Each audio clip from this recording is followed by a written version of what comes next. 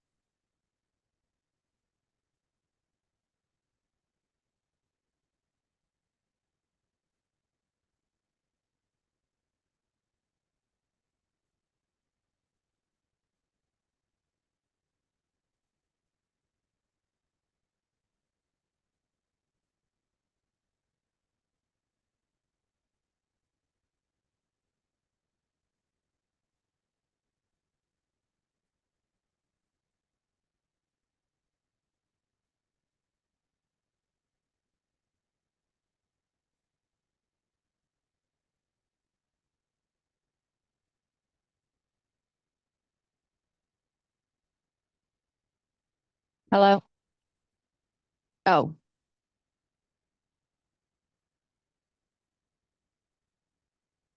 I think I'm working now. All right.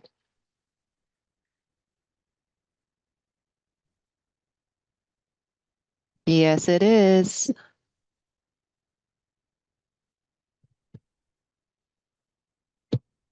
Can you guys not hear Zeke?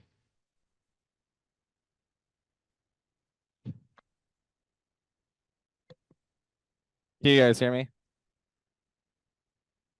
Hello?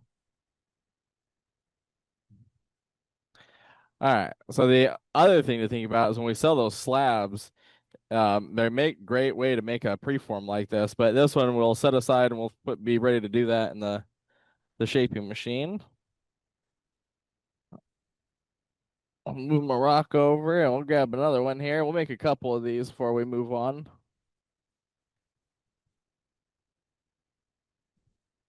I guess I better check and make sure that's actually an inch and a half thick there. Looks like it is. Oh yeah, we got plenty of room.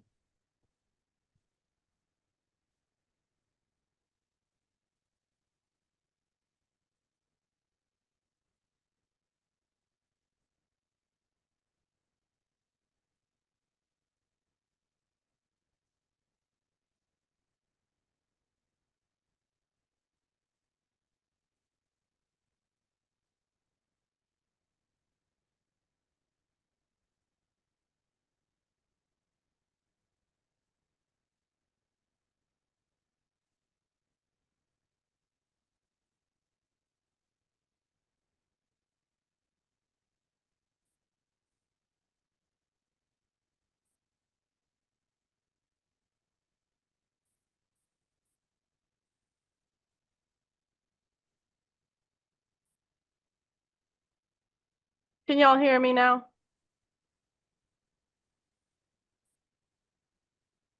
Alrighty. Perfect. I went to my desk.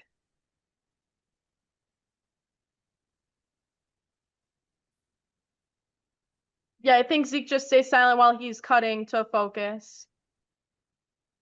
Usually he sits there with his tongue out like this and bites his tongue while he's cutting. He'll probably come back in like 3, 2, 1. You're hilarious, Jordan. Oh, welcome back. Told you. I know, it's nice. Is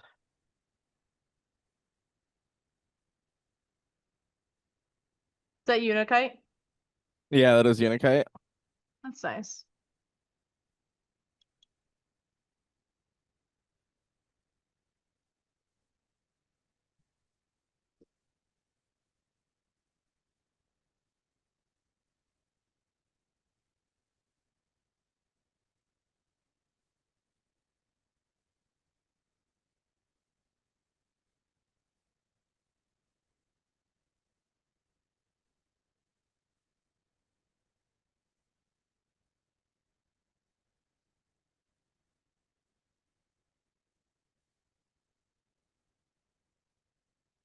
That's funny, Brad.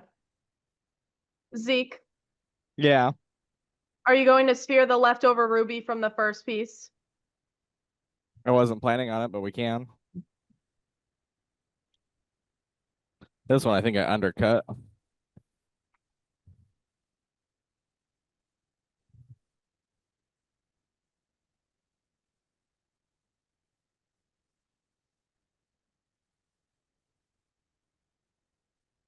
Well, maybe not. I think we'll be okay. Hey, this one side's already. Yeah, I'll take it off anyway.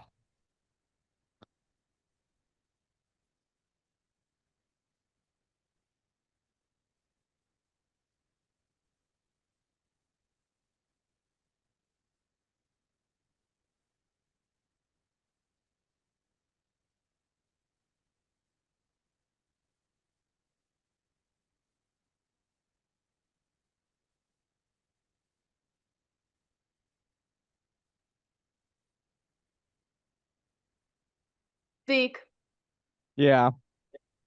on Goldstone, I'm getting what appears to be scratches or microfractures on cabs and finish pieces.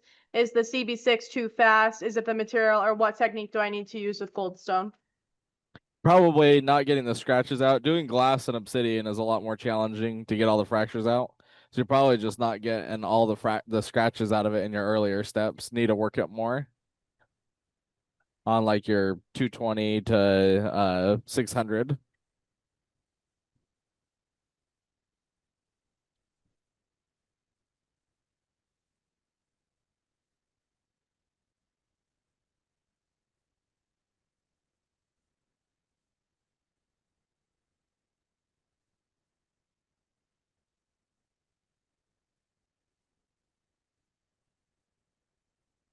All right, got another semi-cube there.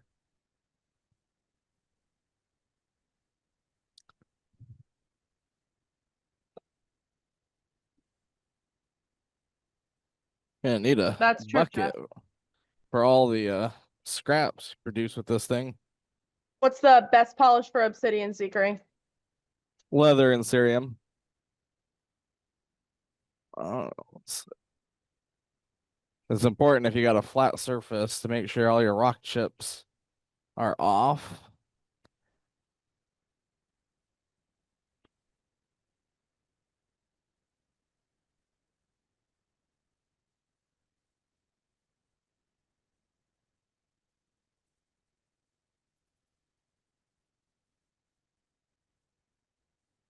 This is Indonesian jade.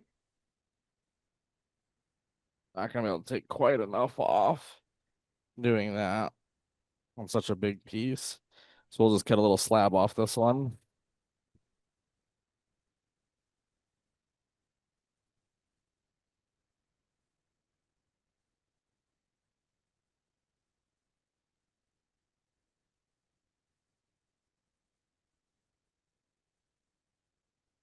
This is good material. If you guys want to see some of this, I can have the boys lot it up for you tomorrow. If you're talking to me, I can't hear you. I'm not.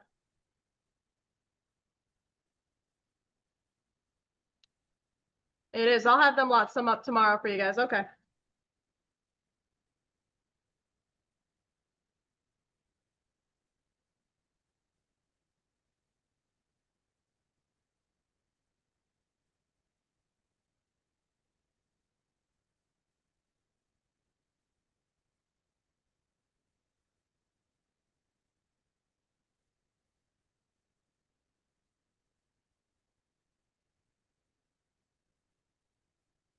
Oh, yes, Amy. Brian and oh no, I'm sorry. The boys will lot up tomorrow. You have Chantel and Zeke tomorrow on the live sale, and it's me and Brian on Saturday.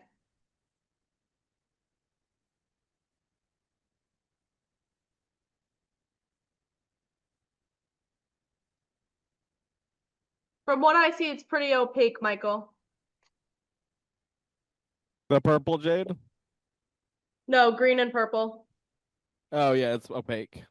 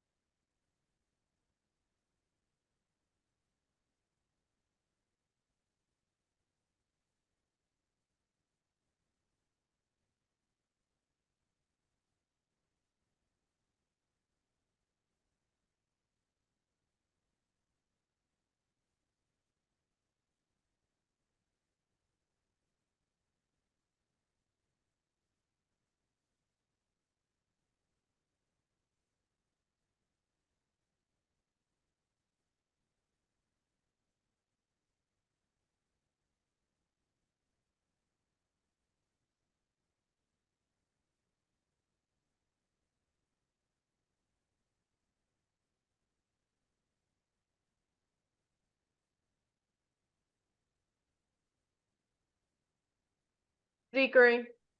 Yeah. Is more time spent prepping the rock than it is in the shaping machine? Oh yeah.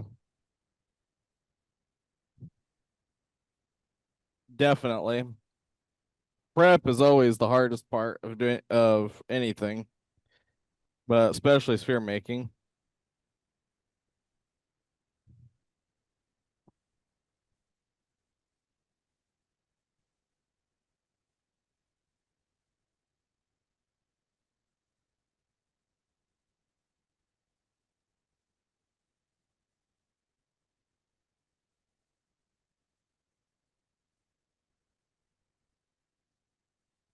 Yep, it's always good to take your time with the materials. That's for sure.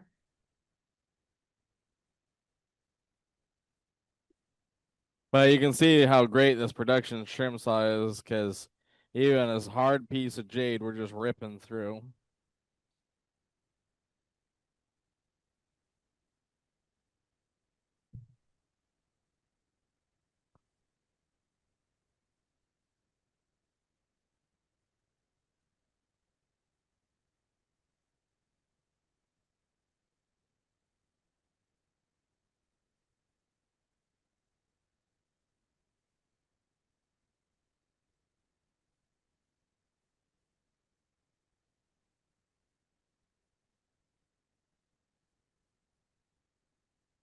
Yep, we're gonna be making a sphere in the shaping machine tonight.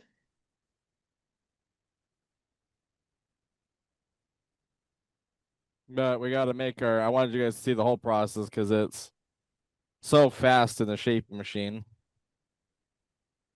Way more of the work is done before you get to the shaping machine than after.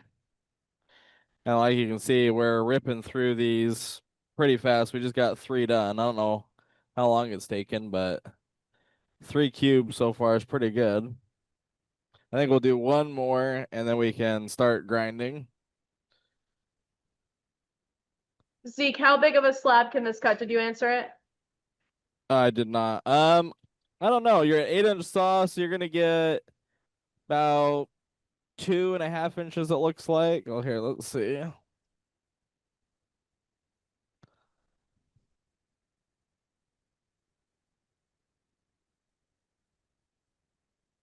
Yeah, right at 2.5 inches is the height on this.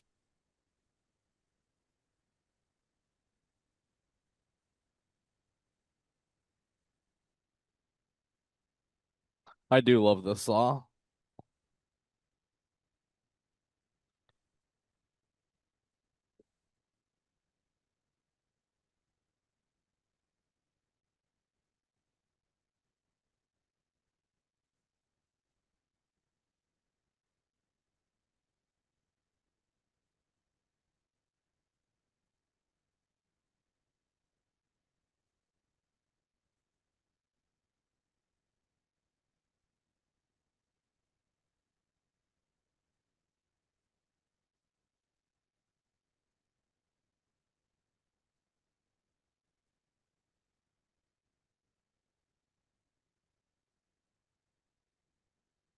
Oh, that's gonna be a fun sphere.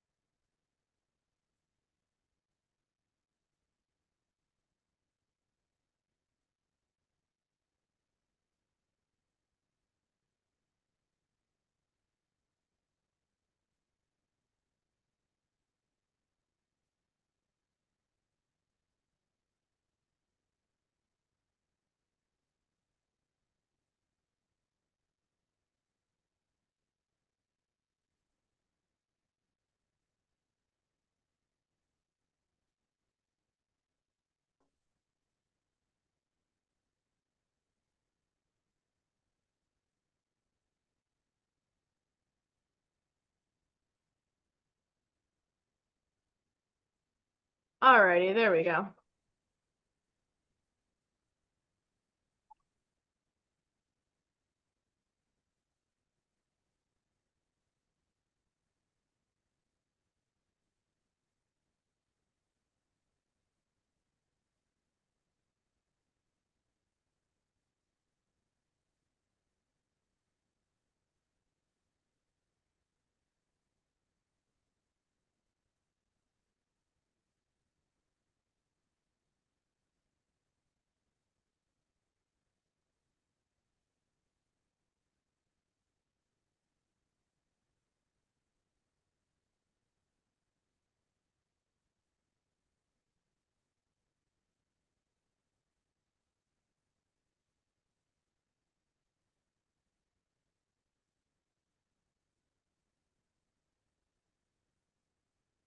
You guys having fun so far?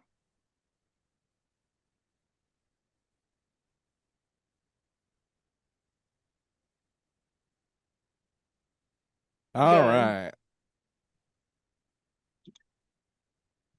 And we got 4 cubes ready to go.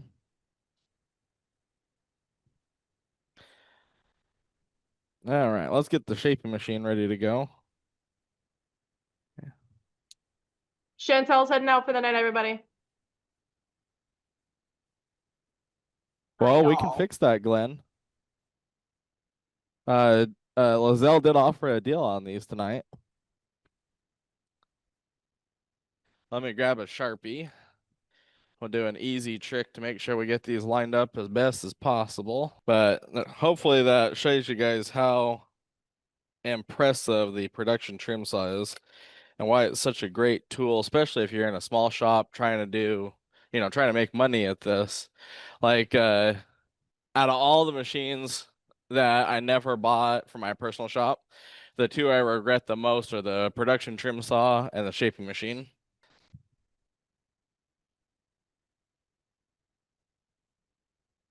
So we're pretty good. So what I'm going to do is, no, I regret not buying them for my personal shop. All right. So what I'm going to do is grab something flat would be ideal. It's a nice flat edge. All right, so I just grabbed an Allen wrench. So that's what I have sitting here. And what I'm going to do is I'm going to make an X on the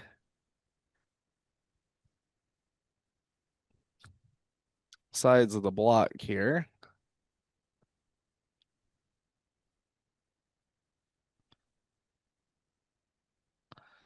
So that I got the center. And flip it over and do the other side.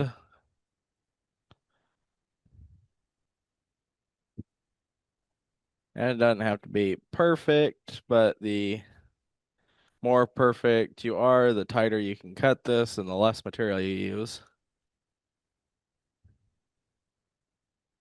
I cut these a little on the small side for doing an 1.5 inch sphere in the shaping machine.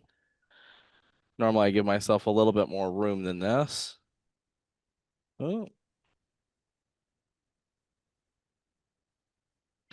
But now I got an X on both sides, so I know about where to put it in the shaping machine. You can also, if you trust yourself, just pick 2 of the squarest faces and draw a brand new Sharpie. It's already not working. Apparently the marker does not like to draw on jade, but I get you pretty close.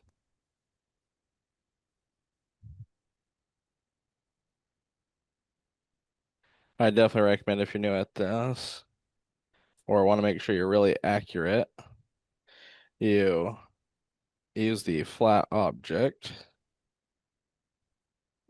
but we'll put our pins right about there.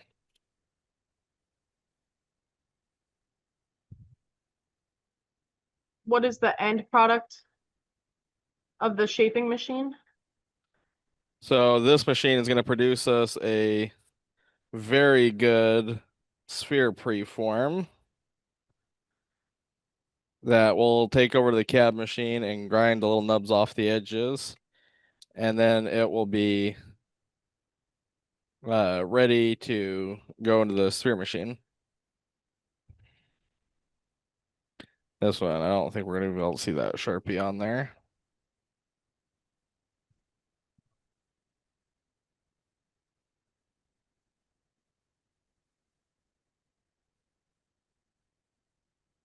All right, get that out of the way. Now we got to change our wheel out because the wheel that's in here is for doing cabochons. Well, this is a pretty easy thing to do. I leave that screw loose enough that I can just pull that out of the way.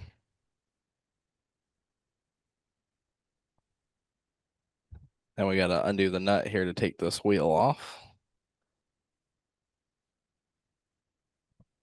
Shaping machine is such a cool machine. You get your preforms done pretty darn fast.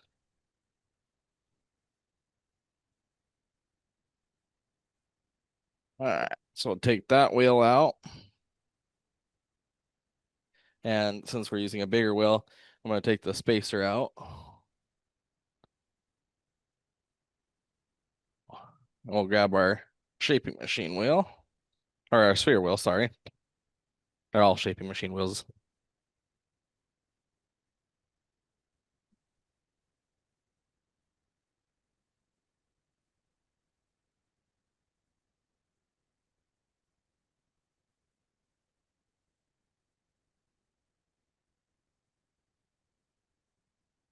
And if you really need to, you can open up the door on the side over here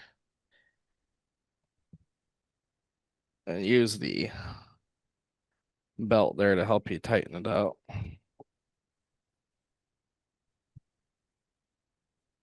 All right, that's all snug. Now I'm going to take the cam off, and of course it's the wrong Allen wrench sitting here.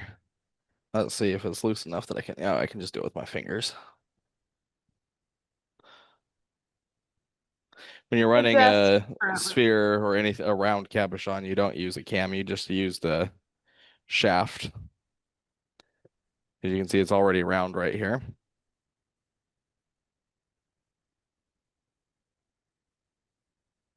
Go ahead, Jordan. Sorry, Mark, I'm at my desk currently because we're having technical difficulties at the moment, so I'm in the other room.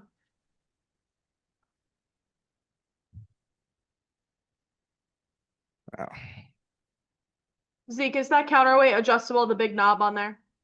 Yes, it is. There's an Allen wrench or a set screw right there that you can use to adjust it. Although I just stick it in right there so I can take it on and off quick. All right, now let's lower the head. And what I'm going to do is I'm going to use the handle over here to move the head over. So I'm just barely on the edge of that wheel.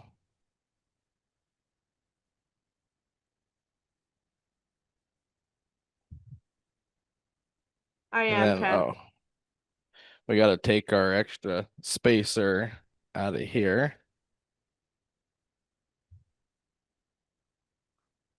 I'll take that off.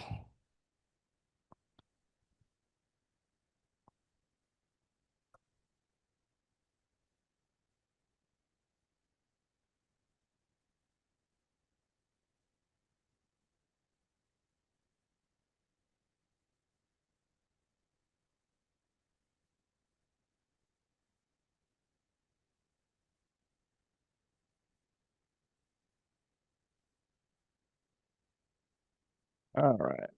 And then since these are so close to 1.5 inches, they should just barely be touching on both sides. I'm going to check here, see if which one's the skinniest. Oh, they should all be pretty much the same. I'm going to move this camera over just a little bit so that I can look. But I'm going to look down in here, and what I want to see is that it's lined up to the edge on both sides of the grinding wheel so that I don't end up with a flat spot.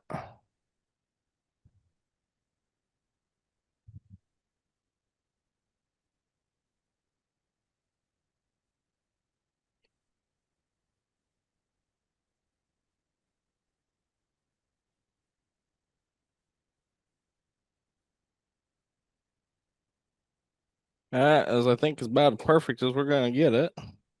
So now what I'm going to do is line up on those X's I made.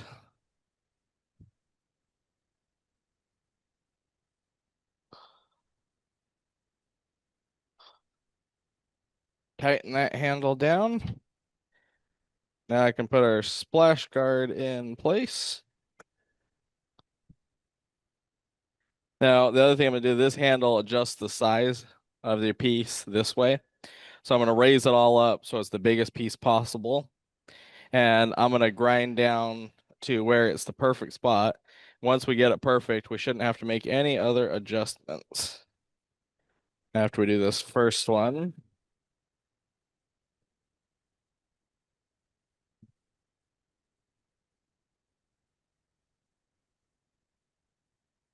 I'm going to turn the speed down, get it started.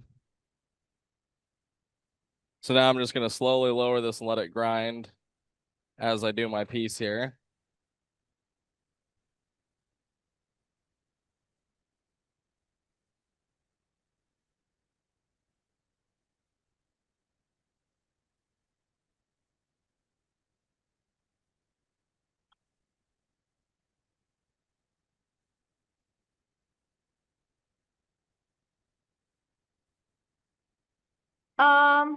Zeke usually just throws them in a plastic bin, Mary.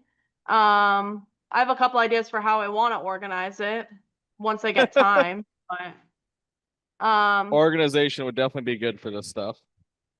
yeah, especially for this machine with all the cams and stuff. What I would do is get Like what I can think of is kind of like what Zeke has either for the cab drawers or like a baseball card kind of holder thing to mark the slots for the kind of cabs that you want, you know what I mean? Like wipe them off really good once you're done for the cams.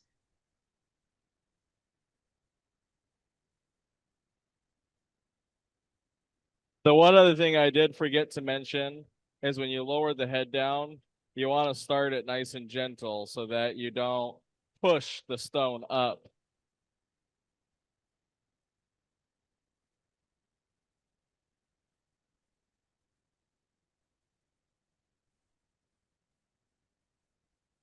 Yep, definitely an Everclean for this machine. Yeah, you can run an Everclean on this. We just don't have one at the moment for this machine. But turn the speed up a little bit. Well, this one desperately needs an Everclean because we've been running it and it's been getting nice and dirty. How much oil does it have, Zeke? Maybe 2 to 3 gallons, I'd guess.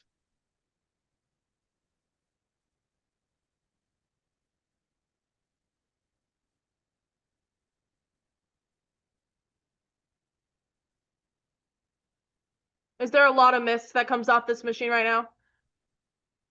Well, there's a little bit, not a lot. You don't have to shut the lid, but It's nice if you once you get it set up, you can shut the lid and let it just run.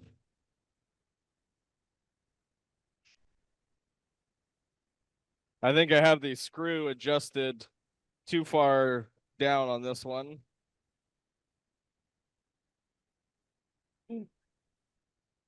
don't you hear, doesn't the noise change when it's close to done, Zeke? Yeah, you'll hear it stop grinding so you know it's done. This one. So you have a little screw right here. Actually, let me see.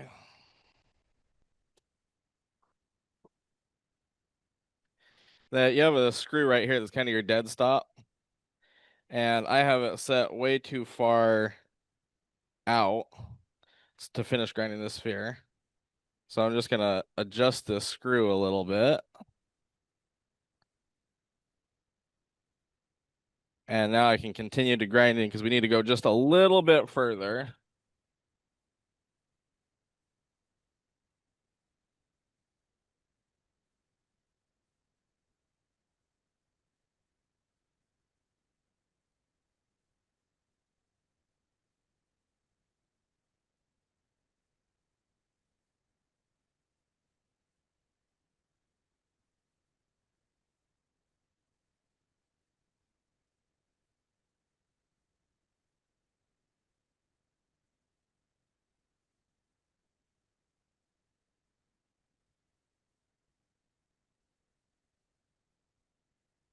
Zeke, is this 60 grit that you're working on right now? This is 80 grit. 80 grit. All right. Now we should have pretty close to a perfect little ball there. I'm going to check it with a set of calipers to make sure that I got it pretty on, but usually you just watch till you get these pins right here down. And let me check this, and if that's good, we'll throw the next one in there. And then can you use water or is oil required? So you can use water. It just requires you to clean it more because you don't want your machine to be rusty. And the wheels will not last as long. So usually what we recommend to people if they're gonna to use oil, unless you're gonna do something like turquoise or hemimorphite, stuff that's really soft and fragile, and then you want to use those higher grit wheels like the 120 to 220, and you can run water that way.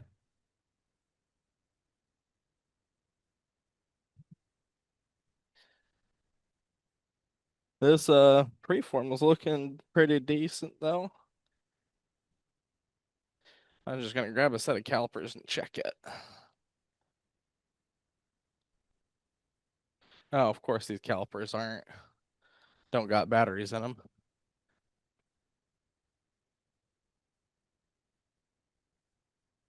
See, this is the hardest and longest part of making stuff for me, is walking around trying to figure out what I did with a tool last.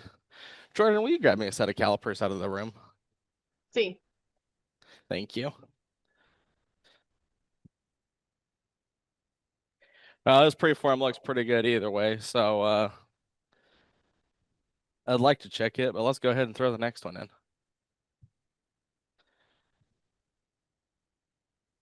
This horn blend one's going to be really cool. See, a lot of people would cut this off of the Ruby Zoisite and just toss it. I think you guys are going to be impressed with how cool that ball looks. All right, let's stick the jade in next. Line it up over there, line it up over there. So maybe just a tad bit.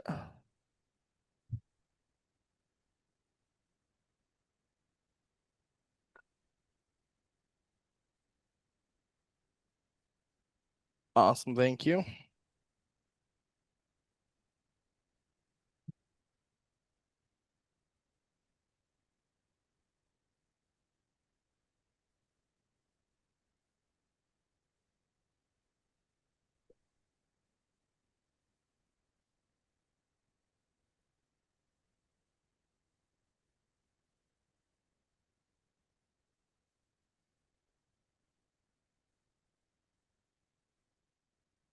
That one I'm grinding a lot harder. So what we'll do is we'll take this and we'll close the lid.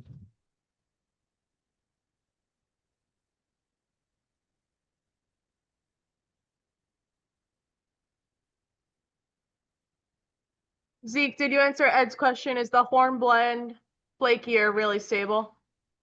Is the what? Horn blend? Oh yeah, it's plenty stable. It'll take a nice polish.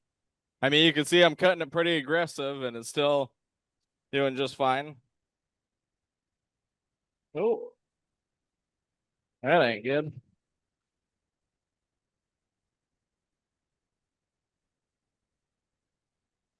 What'd you do? Our rock stopped. The largest preform this machine will do is 2 inches.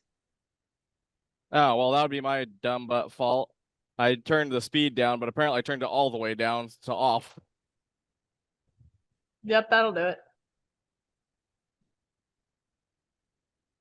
Oops. I was like, why isn't it running? I never had that problem before. It's because I turned the speed all the way off. Are you new here?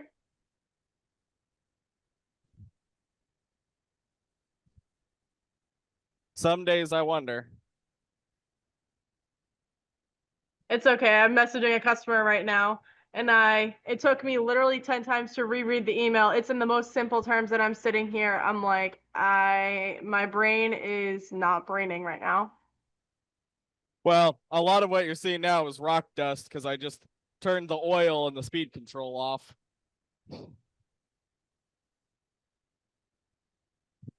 That's true, Ed. The silver lining.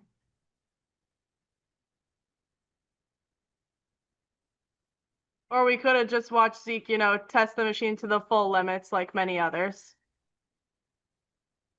Yeah, if someone's going to be hard on it. It should be me. Fortunately, we have a pretty good air circulation system here, so I'm just going to turn that on and let it run.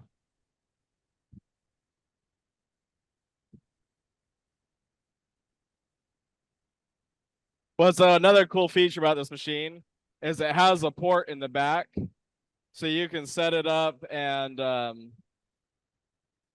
have it like you can vent out of the back of the machine.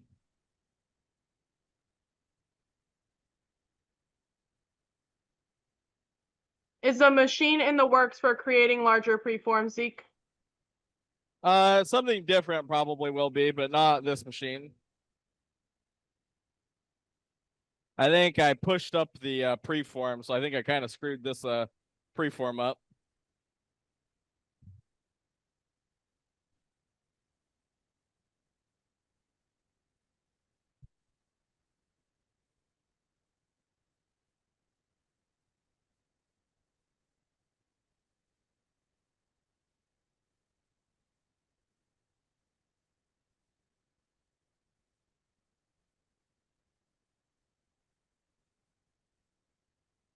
See? Or maybe my probably this screw really should be tightened down. Zeke, is it wicked hard to break this machine? Well, you can see I'm putting it through its limits. Yeah. I figured, but I had to have vocal confirmation. I mean, nothing's gone wrong with this machine the entire time I've been using it, so that's pretty good. Well, he just The jinxed only himself, one of these so. I've ever had to repair was because a wire connection was not tight.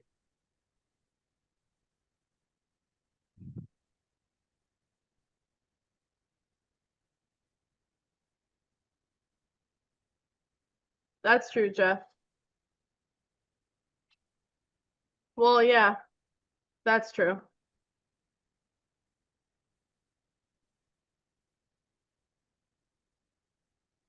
He pushes stuff to the limits, that's for sure, like the tumbler.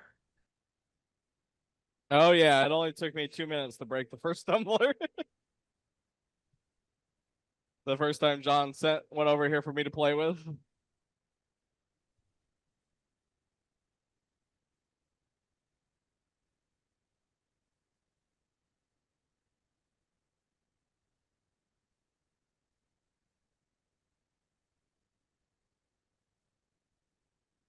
Zeke is the best little, I don't want to say dummy, test rat.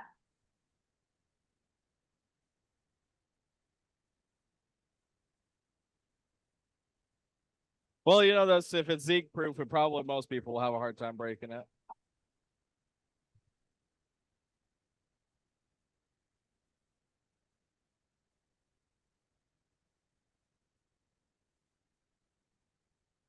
Would a radius grinder be faster at making a freeform, Zeke? I don't know what you mean by a radius grinder. How much oil is required for this machine? Couple gallons. Not much. Do you mean like a wet grinder, Glenn? Can you hear me, Jordan? I can hear you. Oh, okay.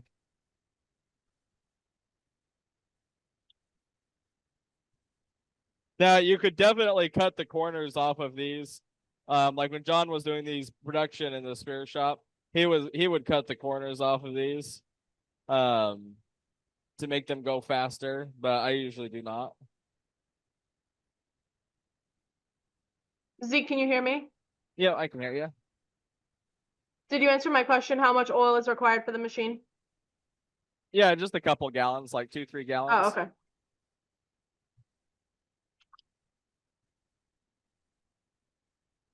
The shaping machine is $3,567. And I think Lizelle said we could offer these at 7% off tonight. Yeah, it has a place to put an Everclean.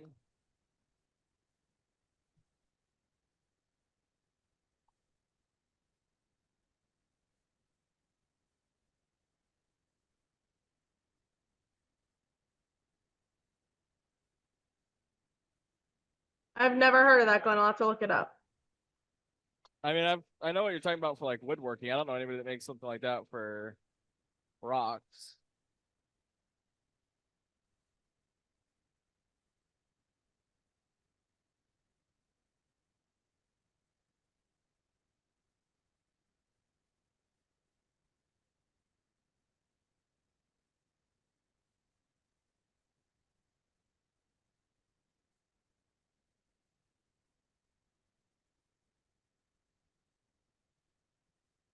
Are you gonna polish these tonight too? We can, yeah.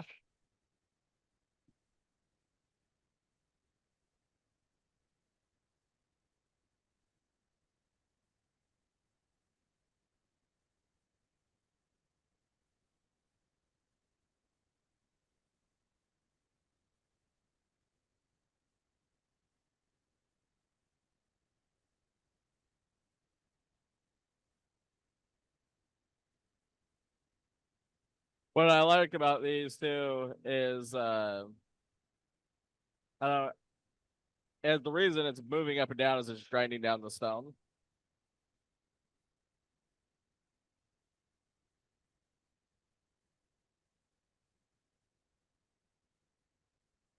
And this one's taking longer on that one side because I let it just sit there and grind into that face.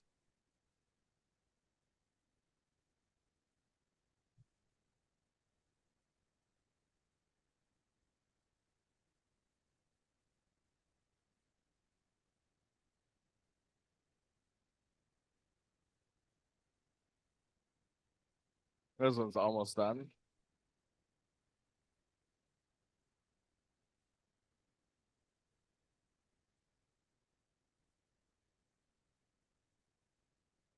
But that's also one of the ways you can tell it's done grinding is when it's smoothed out. And you'll hear it stop grinding. Like you can hear it like not grind and then grind again.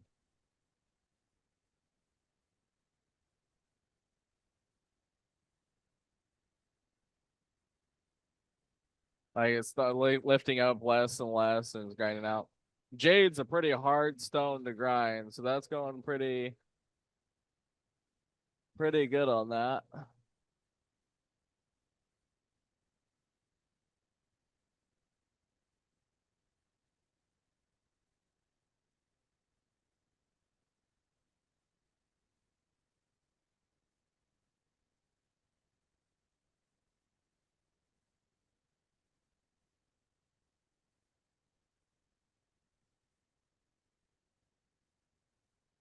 Oh, it's almost done on that face. Man, I really let this one get out of whack.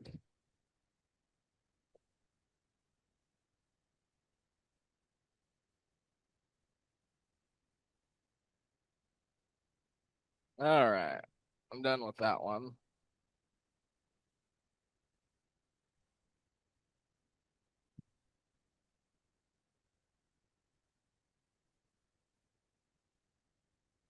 I definitely had to grind this one in a little too small. All right, Because see, tonight. it's longer that way and more around that way. It's almost a little bit more egg shaped because I had to grind it in more because I screwed that up a little bit. Zekri. Yeah. Lizelle had a couple deals that we can offer up if you want. Oh, awesome. Yeah, go ahead. All right, so we're gonna do 7% off on the shape. This is only if you're in the room tonight. So if you try to order this on the website, it's not gonna work. So 7% off on the shaping machine, 7% off on the LSSM, 7% off on the HSSM, and 7% off on the core drills. Wow. That's only if you're in the room tonight. So I know a couple of you are gonna ask me the prices on that, so let me type that up real quick. That's pretty awesome. That is awesome.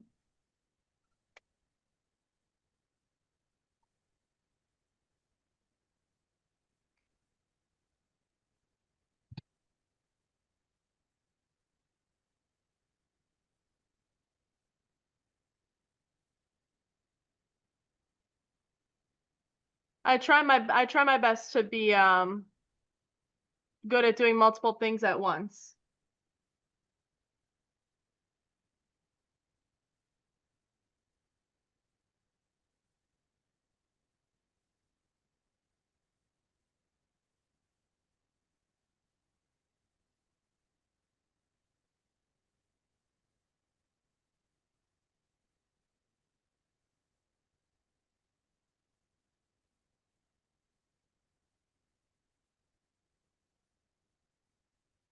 Oh, we also have a couple machines here in the lab that we can offer deals on. If Oh anybody's yeah. interested in a 10 TSS or a CB6.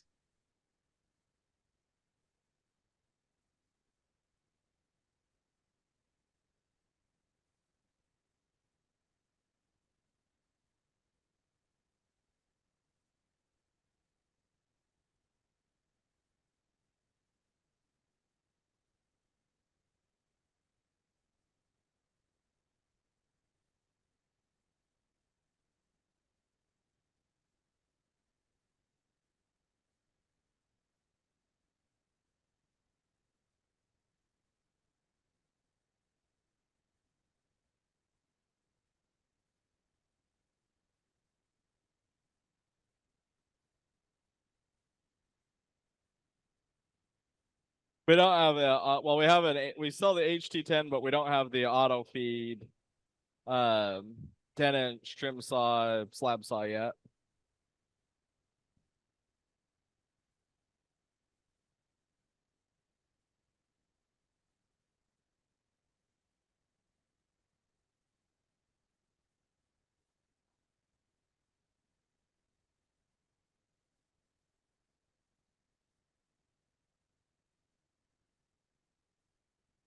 Normally, once you get one set up right, you do not have to adjust it. But I screwed up that jade a little bit, so that's why I've been finessing with these. Once they're set up right, you should be able to just let them go.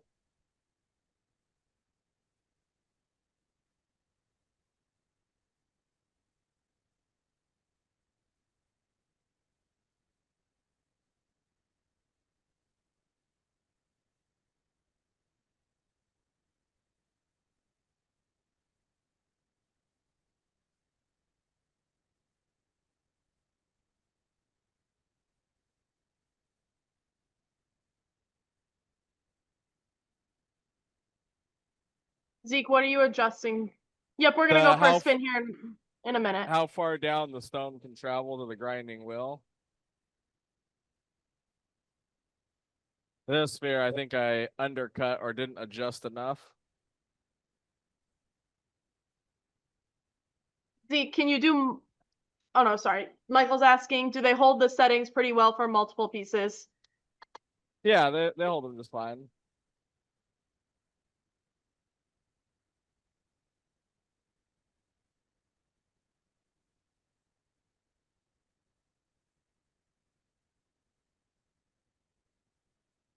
And it's more user error tonight than the machine.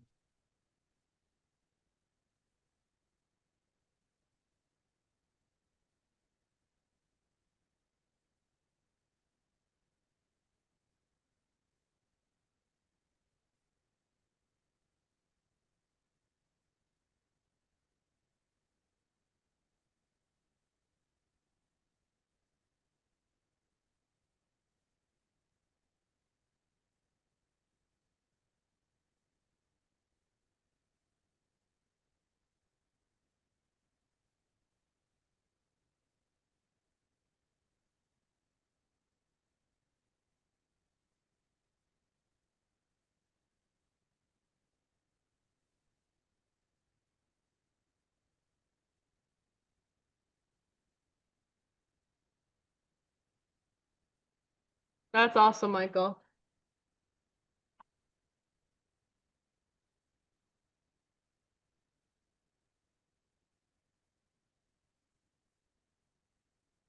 Yeah, see this one, I was off a little bit on my stone. And so we're gonna end up with a little flat spot on this sphere.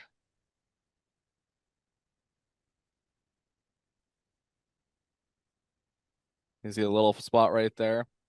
That was because I cut too much off. That's still gonna be a really pretty ball. What I'll do with this one is I'll finish it on the sphere machine, and then I'll take it over and polish that little flat face on the cab machine, and then it'll sit flat.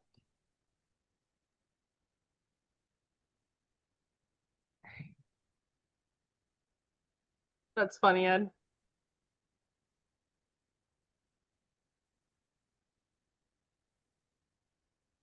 All right, and then let's do this last one.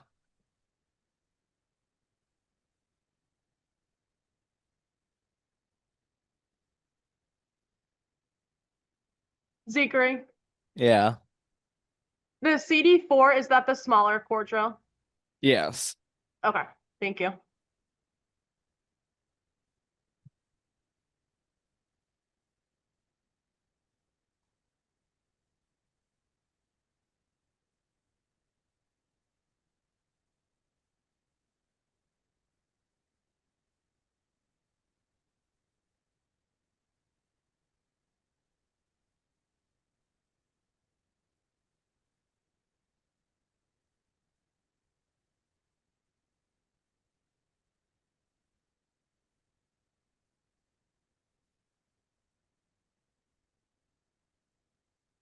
Oh, Mark, I love Sedona.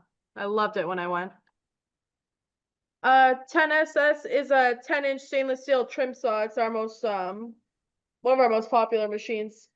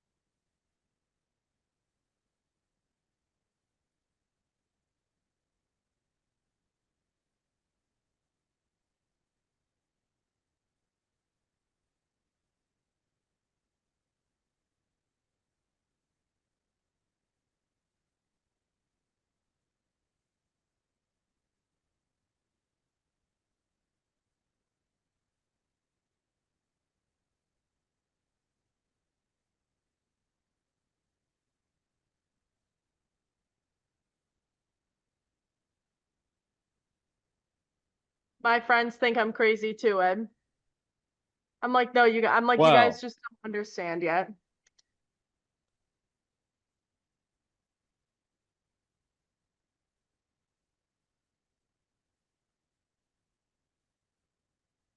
Zekery, how come this Yeah. goes so fast? How come this goes so fast but doesn't cause fractures on the stones, or will it with an agate? No, you can do agates just fine like this. I mean, this is not a lot faster than I would be working if I was grinding it on a cab machine. But you're using oil, which prevents a lot, and it's not pushing really hard on the stone because it's just the weight of this head that's coming down. You can take the weight off and it'll grind more gentle.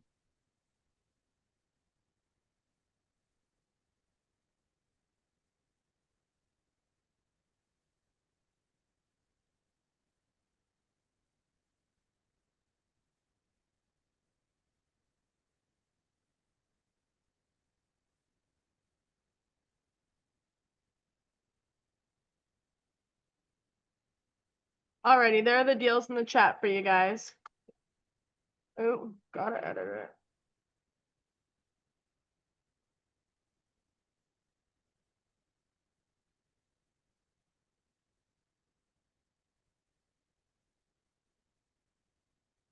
I lied. That's cluttered. Let's see.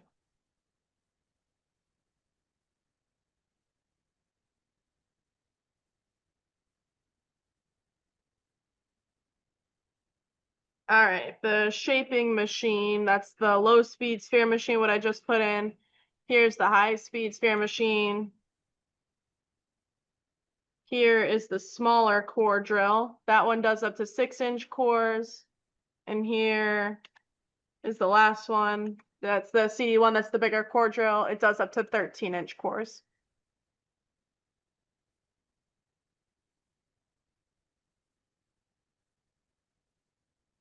All right. Well, now that we finally got this thing dialed in, we got all our little spheres done.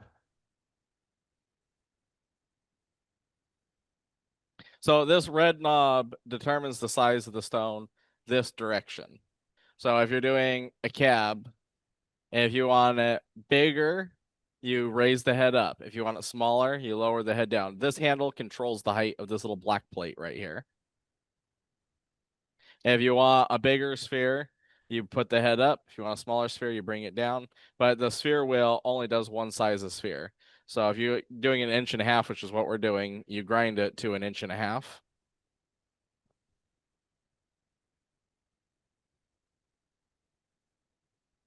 What about the All right. parts that go with those machines? Zeke, do you know anything about that? for the. So the shaping wheel. machine comes with everything except for wheels and cams. So if you're doing spheres, all you need to order is the sphere wheel for the size you're doing. If you're doing cabs, you need to order the cams for the shapes you want. Are they part of the deal or no? That's a good question, Lizelle. Thoughts, opinions from John? This one we do have a little fracturing right there. I think that's gonna pop out. Yeah. See, our little preform there broke. That's just part of the stone. That's okay. We'll grind it out. All right, let me go wash the preforms, and then we'll go over to the cab machine, and then we'll go over to the sphere machine. Now you can see the other cool thing about the shaping machine is it's another really good way to produce a lot of like beads and marbles, cabs. So you could actually, if you had a production trim saw and a shaping machine, then you could sell preforms as well. You don't even need to finish the stones. So those things that are in the bottom left-hand corner, you see those like little gold pieces. One of them's a hexagon. One of them looks like a little shield, a winkle or something, or a guitar pick. Those with the circle and the lines off of them, those are the cams. So you put that on the left-hand side of the machine. Zeke will show you when he goes back over again. Here's his shadow. Zeke, yep, they go right there. So what Zeke's picking up right now is a cam. You're gonna put that on the machine, and that's gonna trim out the shape. And then you put your slab in between the pins, I believe, and then it'll trim out your shape of the cab.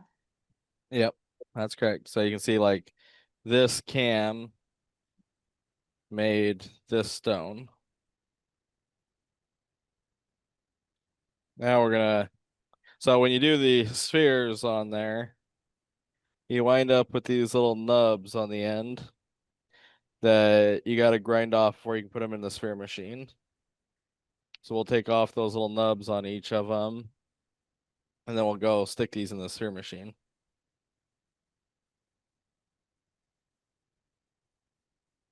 You don't want to grind too much off. Just a little bit. You just want to get them about like that. That might even be a little too much.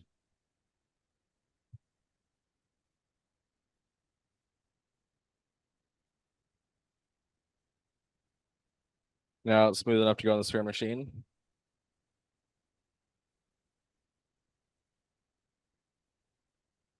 I think this horn blend one is going to be my favorite. Zeke, are the sphere cups the same for the low speed and high speed machines? Yes, right? Yes, they're interchangeable. So if you have both machines, you can use the same sphere cups.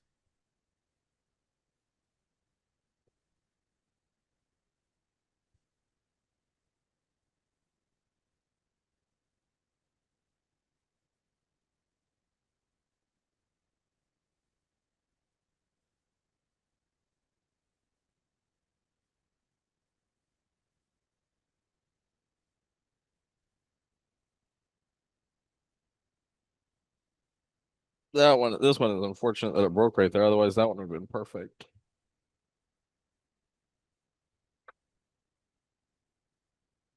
Sphere cups, no, you don't need a ton of them. It just depends on how many sizes you're going to do.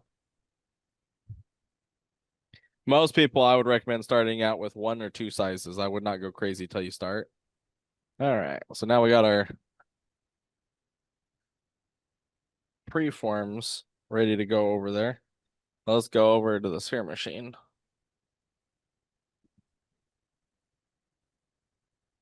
And John wanted me to use the LSSM.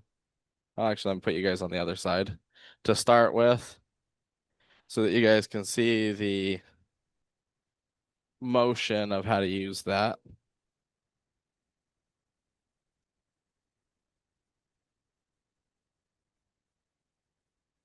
Get us in good view there. And it's already set up with the right size cup, so that works. Somewhere, I don't know what I did with that, but I had I also found this Ibis Jasper one we did on the shape machine that I never finished. It's been ground in, but off the shape machine, but we never did it.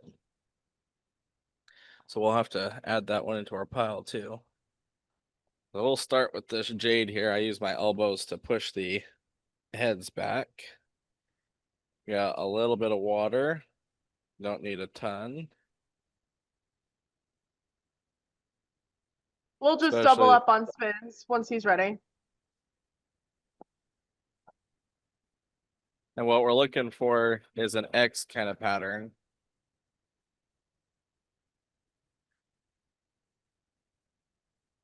You don't want it spinning in one direction too much.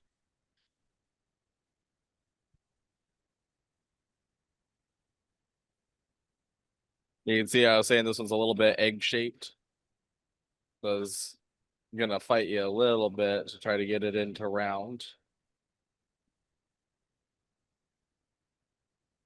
Ed, that's so funny.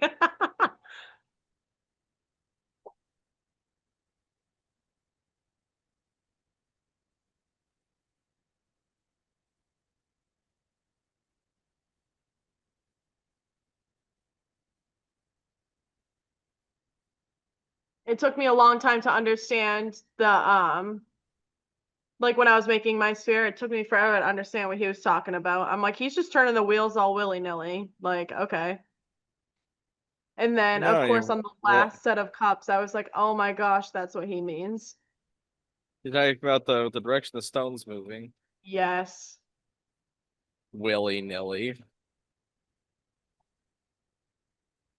Would you have to polish eggs by hand?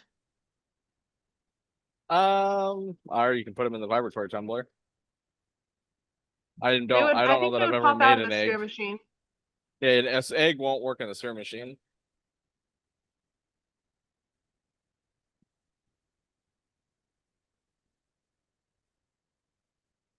And then how do you change the motion on this machine again, Zeke? Sorry, I wasn't paying attention. You have the bolts that adjust the heads in and out. And we have a video, like I have a video on how to run this. But you adjust the heads in and out, and then you adjust the tension on the bungees. Right now, what I'm doing, because this is a little off, is I'm pushing on one of the motors a little bit to get it to get the right motion to go to round. And if you notice, I got some nice slimy white mud buildup on there. That's perfect. You want a little bit of mud buildup. You don't want too much water. The mud will help grind the stone faster and keep your cup sharp. The mud also helps you be able to see if it's moving in an X pattern or not.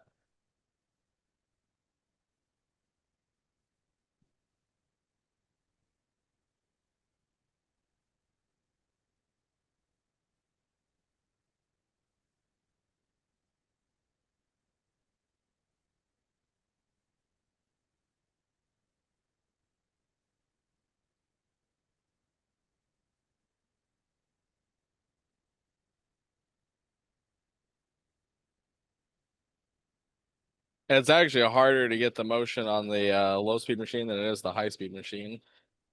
It's easier to get that X pattern on the high speed machine.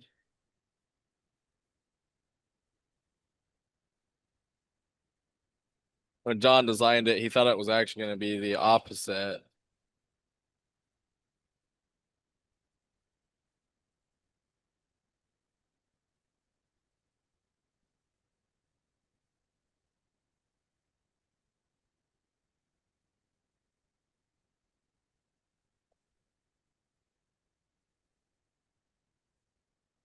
All right, and then because it does take longer on the low speed machine, we can come back and like do our final polish or something on here.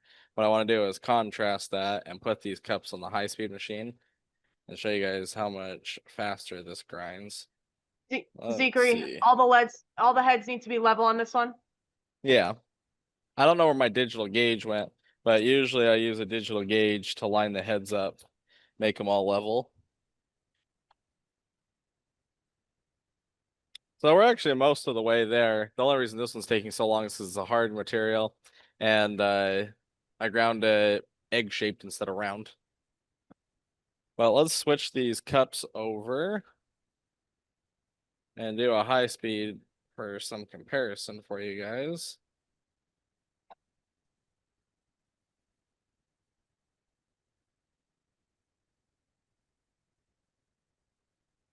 Cheap sphere machine versus high speed cost justification reasons, question mark. So the high speed machine is a absolute must if you're going to do production and sell spheres and you want to produce a lot of spheres to sell. It grinds significantly faster, and that's really the big reason to get it. I mean, I personally just enjoy using it more, but that's because that's what I've done the most sphering on. But if you're gonna do production sphere cutting, you need something like this. Here's the deal on this machine that I'm going to put in the chat right now for you guys.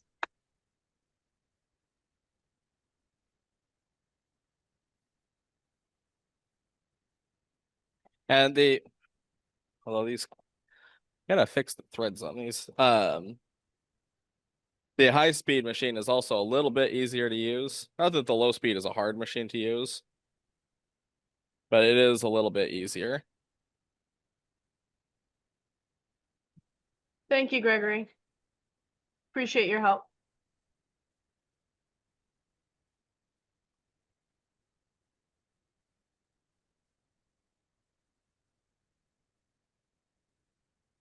The low speed machine is great for somebody who's going to be doing this as a hobby.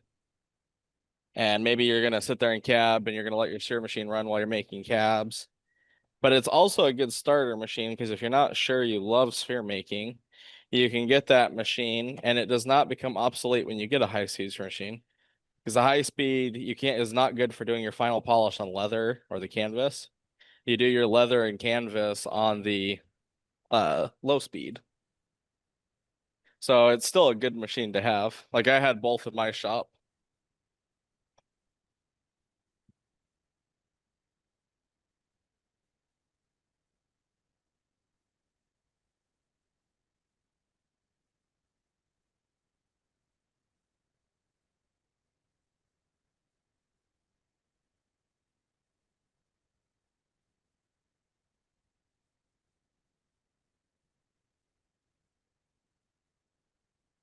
Zeke, Yeah.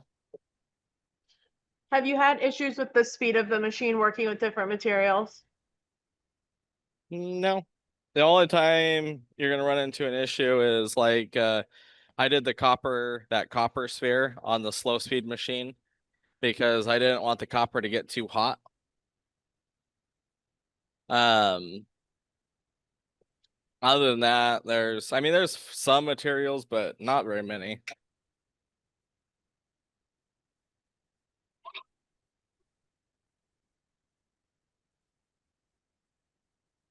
I don't know why the heads on this particular one is, I think needs the threads have gotten gunked up and we need to chase the threads on these. Yes, Jeff, they are.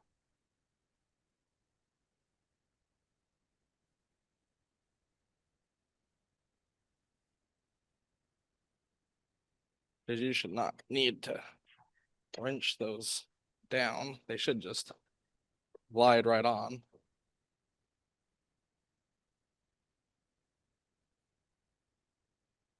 And then Zikari, when you say high speed machine and low speed machine, are the RPMs on the motors different than the machine?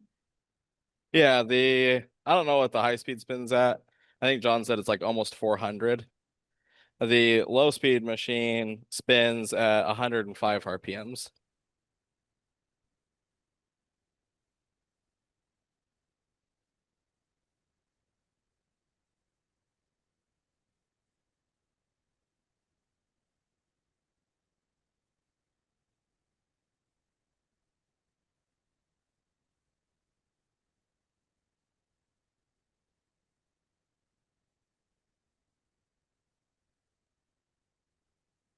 What size wrench are you using, Zeke? That's a good question. A 1 1/8 and a 15/16. The way that you change the grit is there's a set of cups, each one is a different grit. And then Yep. you wash your piece between stages, right, Zeke? Yeah, well, you want to check it and inspect it, so you wash it off so you can look at it. And that also helps with contamination, making sure you don't run it. Now, this is set up to be run with water, but because I do not have water plumbed to it right now, we are going to uh, use a spray bottle and sit here and do these. That is not recommended.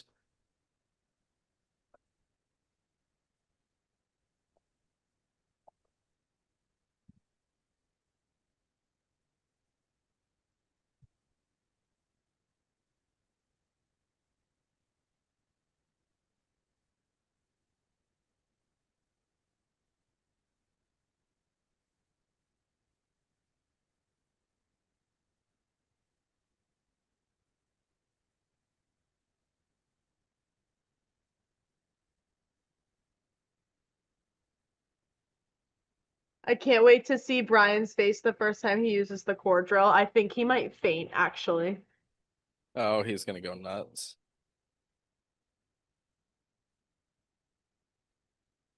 He's gonna have so much fun.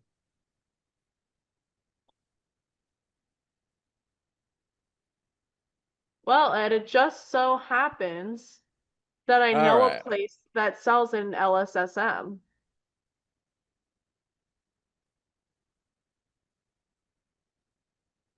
So when you're getting your sphere head set up, what you should be able to do is tilt the head back, so like lift it up a little bit, and the bottom of the cup should lift the sphere a little bit. And then you can adjust from there once it's running. So that's good right there. Get us a little bit of water. And I always put my foot on the pedal in case your preform pops out. Ooh, just like that. That way you don't break all your cups.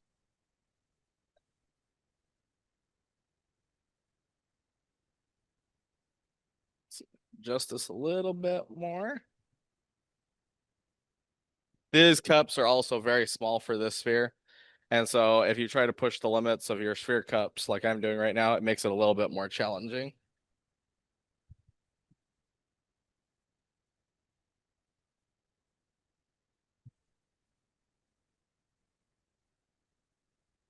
Oh, Brandon, that looks so refreshing.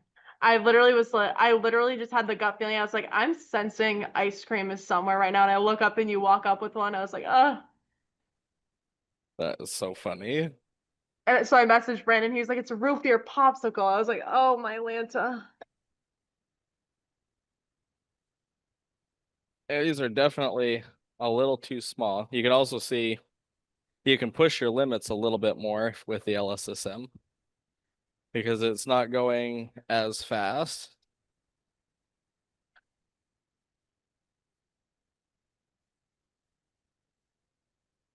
Are those the smallest cups that we have, Zeke?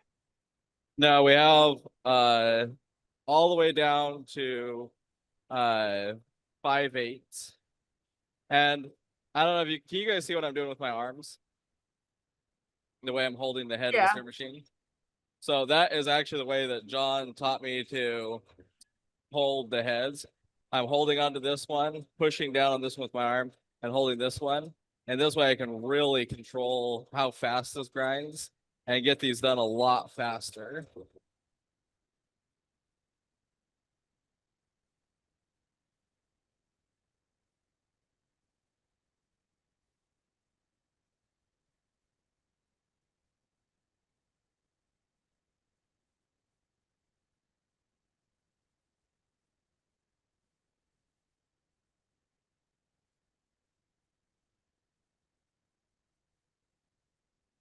I find this spare machine so mesmerizing.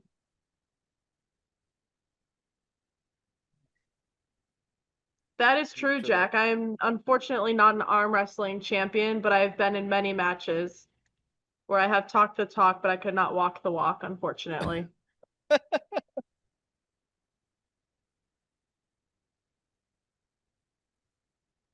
should run a little bit better.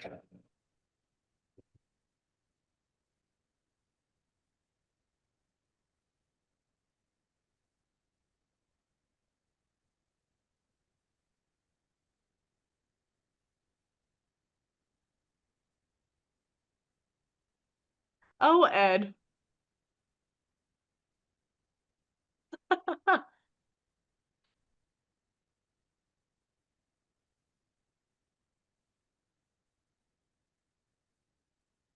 Now this should pretty much be done.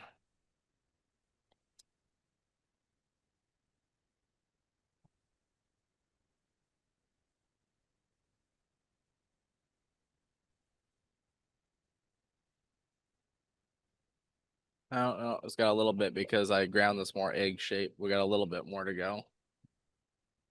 And you can see the better your preform is, the faster this process is.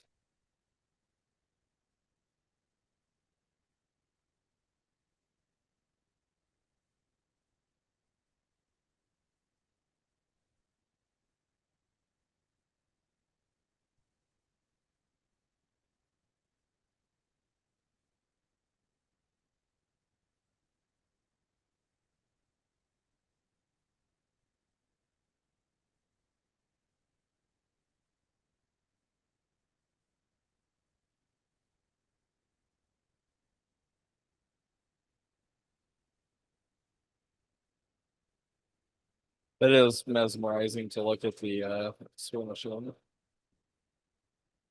Is there such a thing as like too long on one cup? Yes. The first step, all you got to go is till it's perfectly round. Second step, you're maybe 2 to 3 minutes. Third step, you're 2 to 3 minutes. Fourth step, you're maybe 5, 6 minutes, and then the rest of them you're back to 2 to 3 minutes. Anything longer than that is just a waste, unless there's something you're trying to get out. But like if you're spending a really long time on 400 grinding, then you probably didn't finish on the 80 or the 220. And like once you're doing 8,000 grit and a high speed machine, and those are numbers for the high speed machine. Once you're doing, 2, 3 minutes on 8,000, anything more than that is just a waste of time. And you're just wasting sphere cup.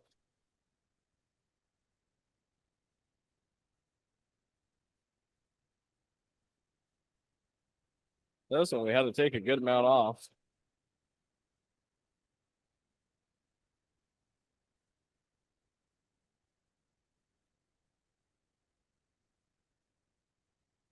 Get that baby round.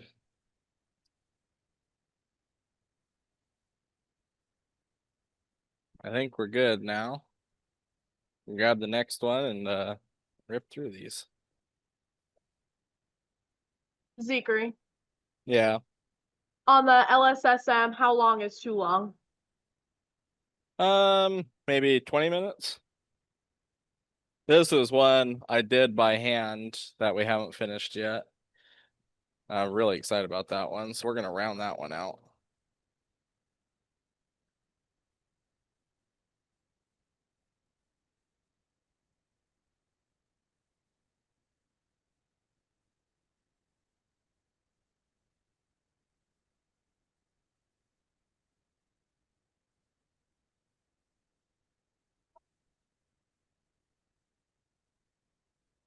What grit did you start with on the cup, Zekery? I forgot.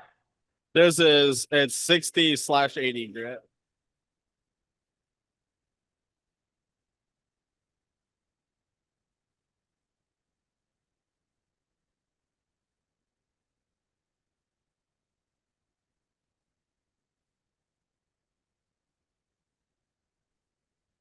Why the mix instead of one grit?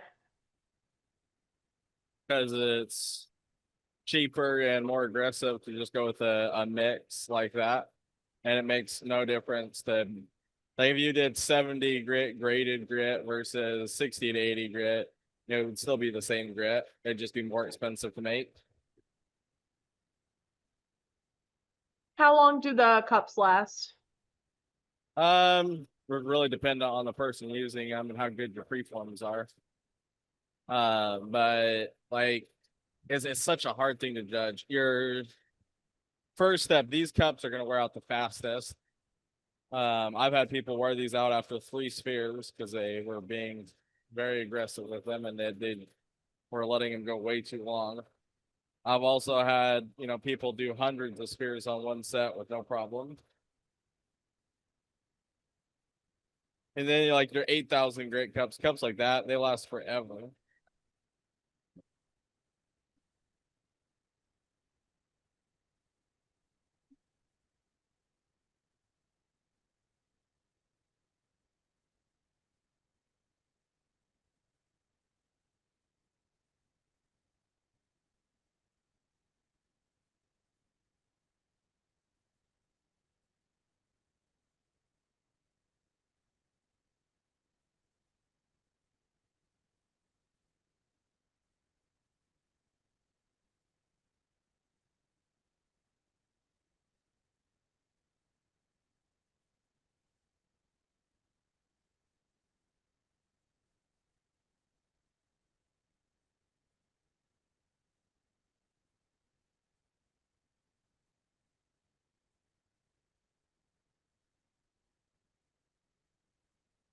This step and the 400 polishing are definitely the longest steps.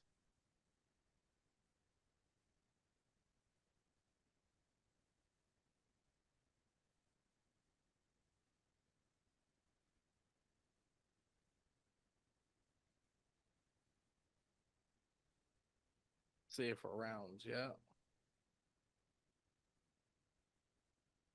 This is such a cool little soda light ball.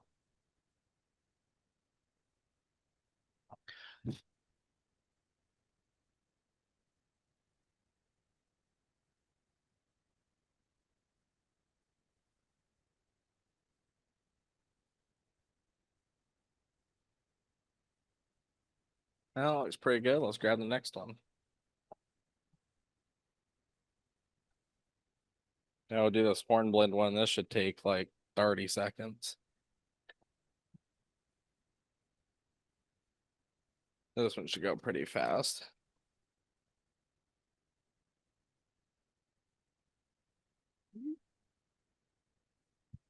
Unless, of course, I break the cups. That'll make it take longer.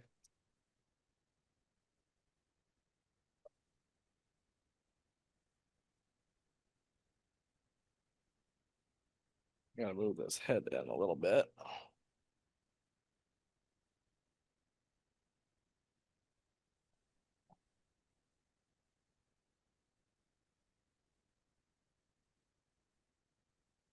You definitely, if you drop your sphere in the mud,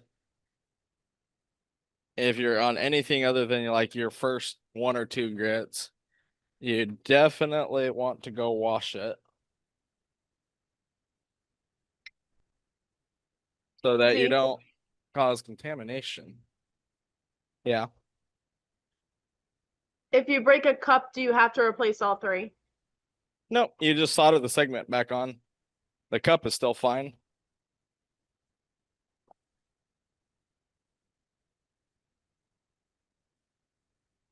Do the larger cups need more bungee cord pressure? No, you still use 2 bungee cords for all the steps. Do you solder with flux? Is that what it was? Yep. We use silver, a hard silver solder, and we use flux. But you can see I'm really trying to push the limits of these sphere cups. Per usual. Per usual.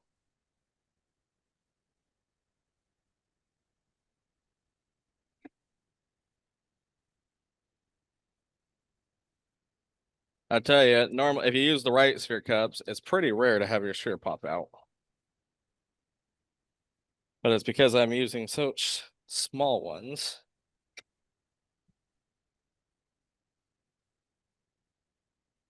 Oh, yeah. Okay, I'll find the link to that, Brandon. Thank you.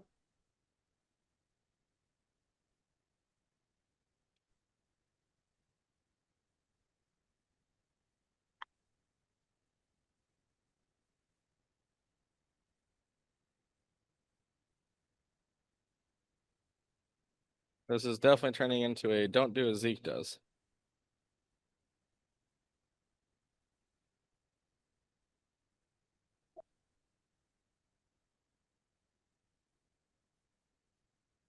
You should, if you're using a size up from this sphere would already be done.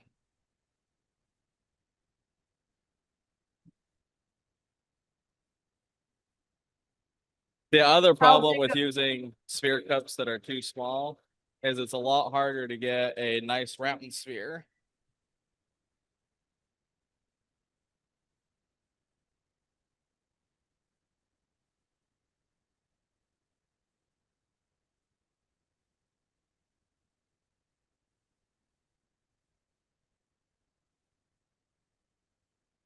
And if I had the right size sphere cups to do this, that's what we would be using.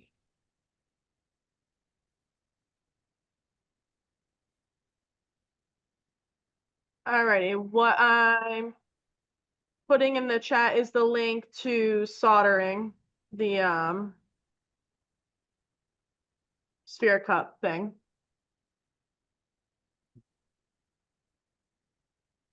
The sphere cup in the Corbett. Why can I not think? Thank you.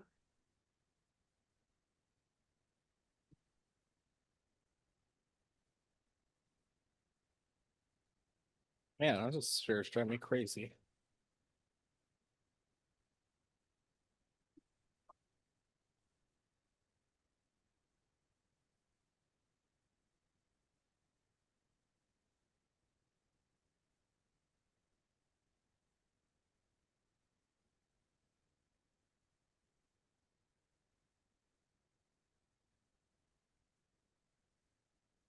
Get them a little less angled up, a little bit more flat.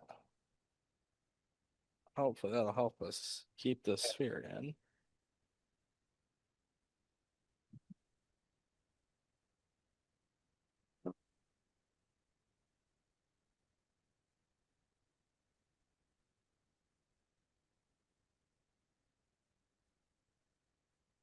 Zeke, Yeah, how big of a ball can you do on these cups right now? should be like 1¼ inch. Probably would be my guess.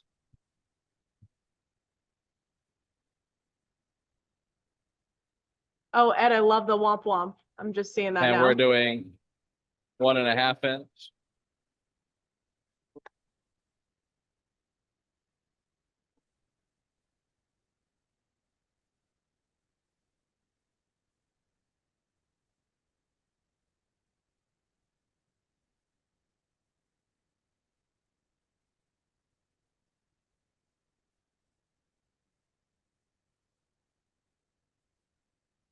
All right, well, I finally think I got it round. Now that it's been in there a few seconds.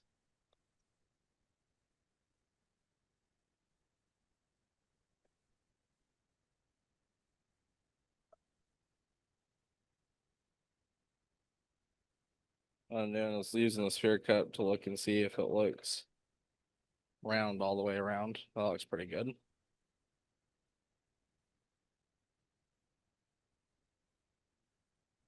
I'll throw this lapis in here next.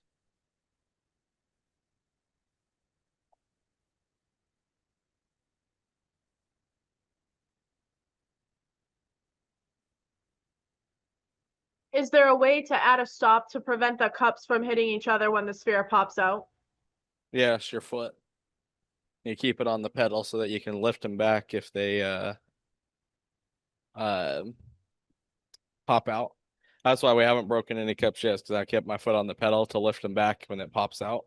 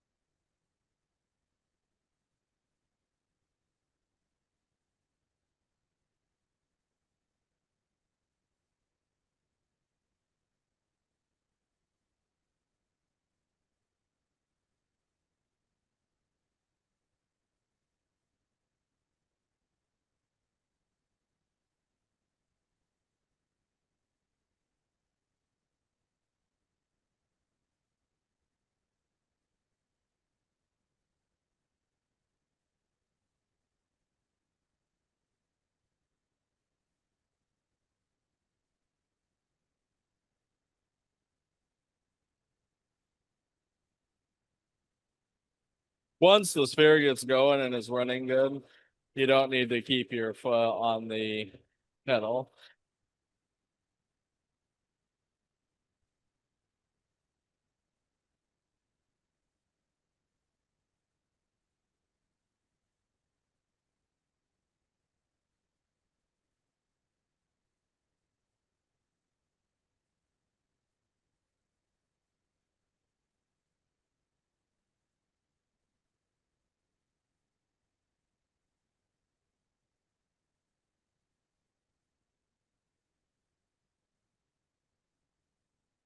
That one for a second.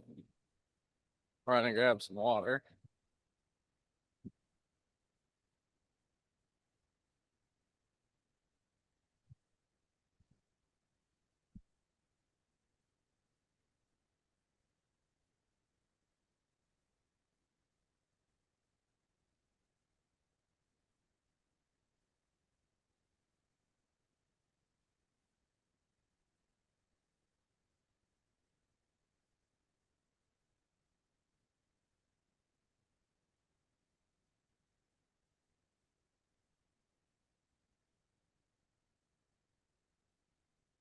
All right, that looks good. We actually almost got rid of that little flat spot.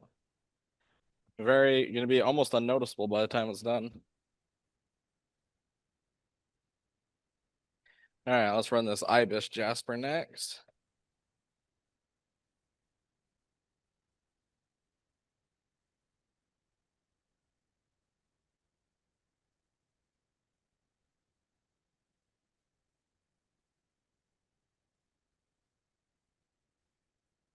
Oh yeah, Ed, for sure.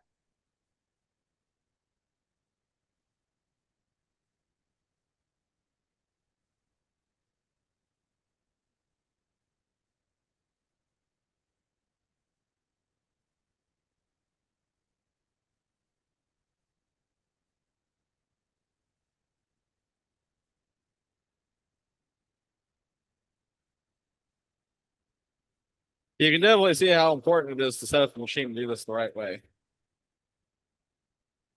So this would be a lot easier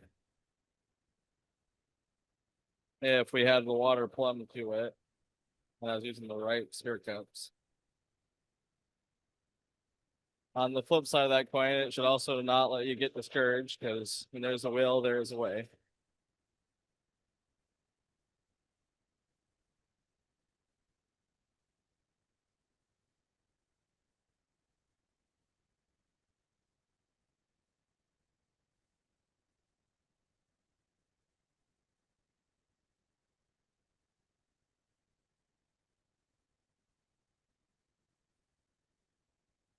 This Ibis Jasper one, I definitely spent more time making it a good pre-film because it is a much better pre-film than the other ones.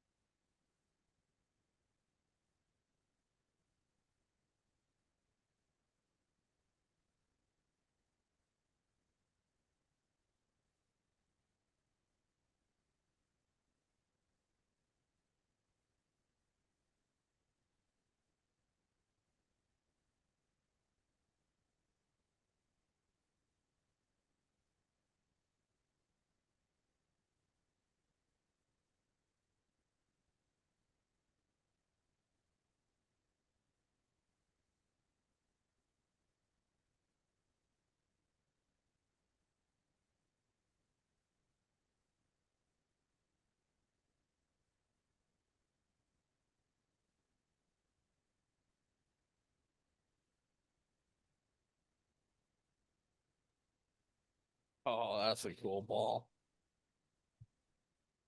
I like that Ibis Jasper a lot.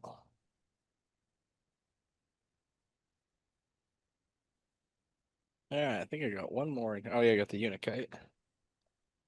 What's the thing bouncing above the ball? That is This the is what water drip system.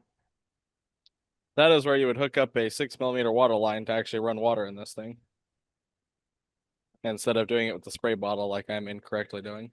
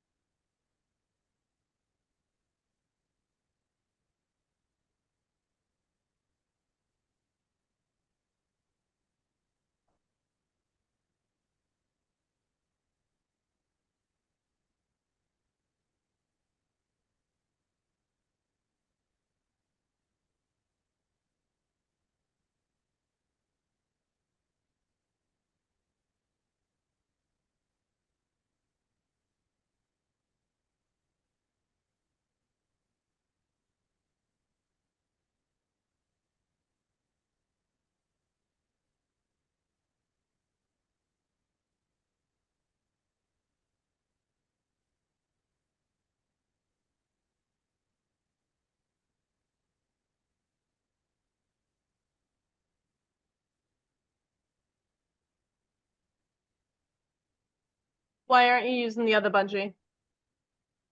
This third one, because it's just not Sure. necessary. You really only need 2 bungees. Yeah, it is a lot easier. You get your preform as good as you can, and it'll be a lot easier for sure.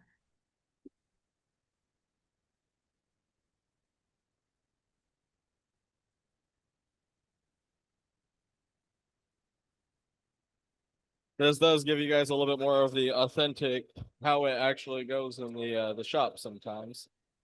Sometimes it goes easier than others. Me But too, we always Stacey. I have find it fun. fascinating. It is very mesmerizing to watch the machine spin. Yeah, well, what Stacey said was, I can't imagine the craftsmanship that it took to do stuff like this hundreds of years ago. Oh, right. No kidding. Like, you think it's impressive now? Oh my. And then Paul's asking, can you tighten up the bungees to put more pressure on it instead of manually putting pressure? You could, but when John's teaching like someone, he teaches to do it this way because you have a lot more control, and it usually grinds pretty fast. How hard would it be to get a preform and hand finish it? Like, you mean like goes to do this on the cab machine?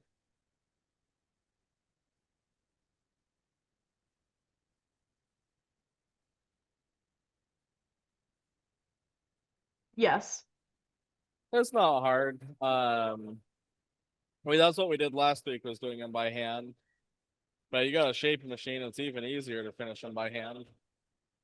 The problem with doing them on something like the cab machine, and this is not a problem for everybody, but certainly is to me, is that they're not perfectly round, and you can feel the little flat spots on them from doing them by hand.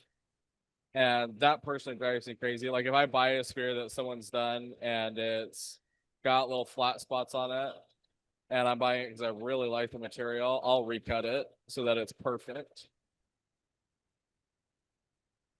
Some people like the hand done look, and that does not bother them, and that is okay. But that is the downside to doing it that way.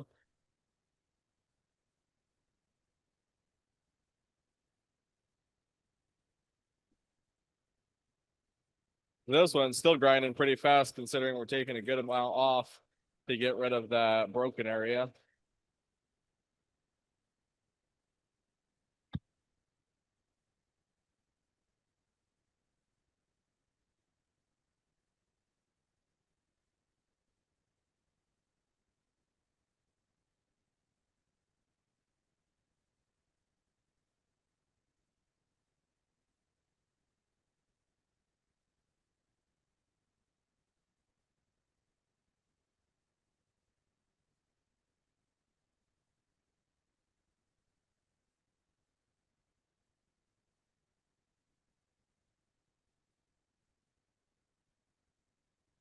As I said, this is the longest step, so once you get past this, it goes a lot easier.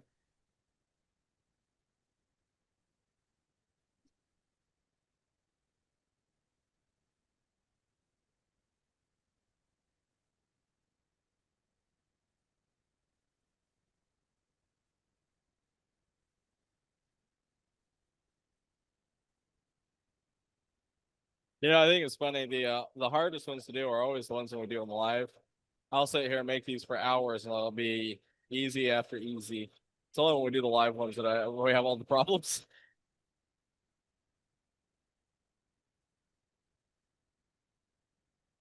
Although these ones would have been a lot easier if I had the right size haircut.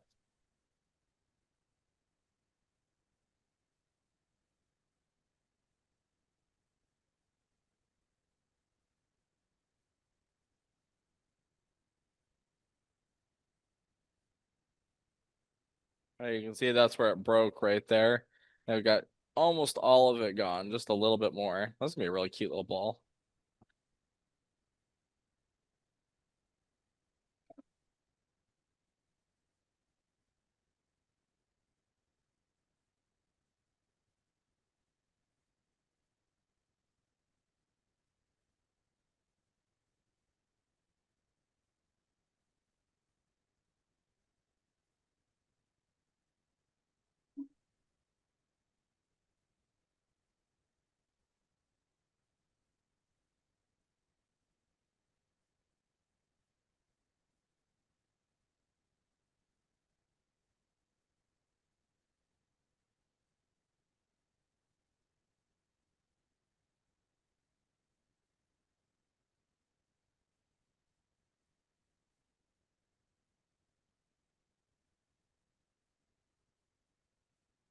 Zeke, what's Alright. the maintenance on this machine?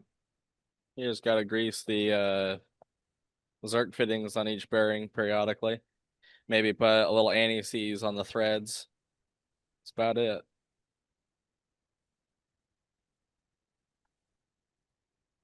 All looks pretty good.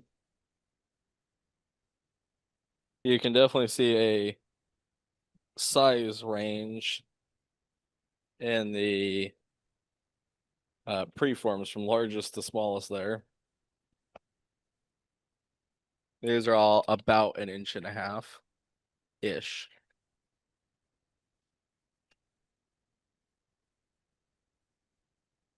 Oh my. Yep, keep it clean. That's right, Mark.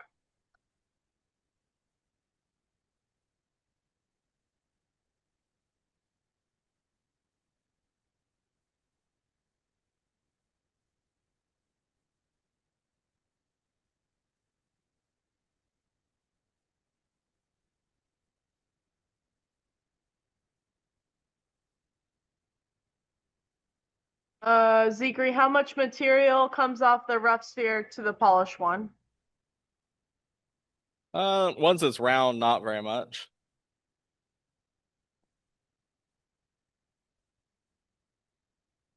Who It's messed getting it up the round. threads? What's that?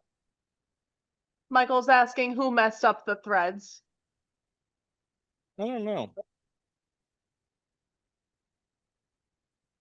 This one has been a pain to do. I have to run a tap across it.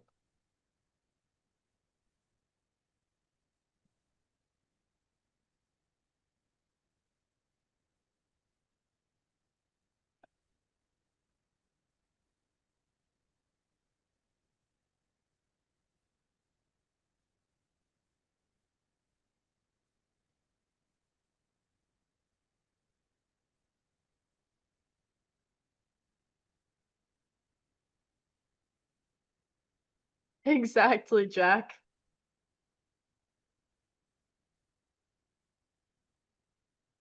I'm sorry, Jack said blame Matthew. I like it. And I like to rinse off the cups too, so that they're not, while they're still muddy, because then they're easier to get all that mud and grime off. And you want to keep your sear cups clean so that you don't wind up contaminating and leaving scratches when you get down to the polishing. And they just look so much nicer rinsed off. I was just gonna say, and they look so pretty. I want to get the racking system set up for the spare cups. I have, he's doing good.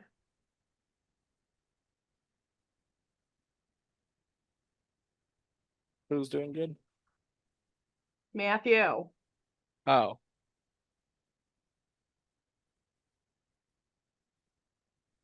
And all the different sizes of sphere cups are color coordinated. So like this blue is your 220 grit for all the different sizes.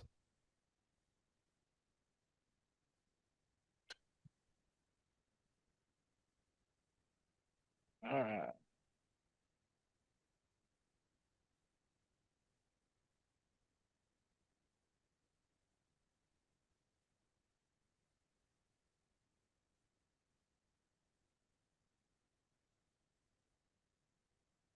That's awesome. Well, it's an early birthday present for you. You're welcome.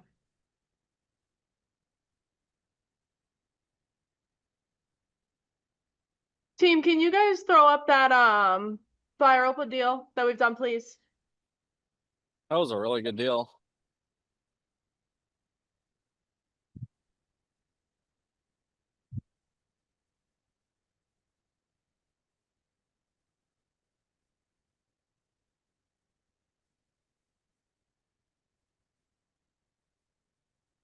Ed, you're so funny.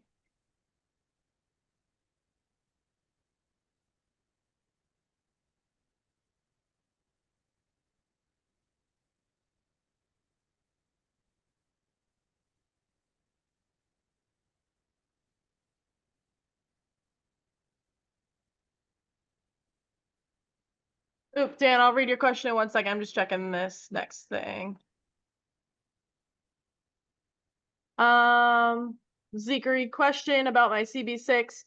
It's new and I've been busy capping turquoise. 600 wheel has a cut down the middle about 2 inches long.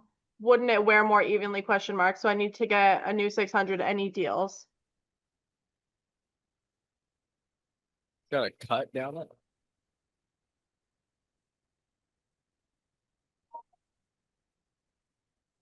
It came that way, or you caused it that way?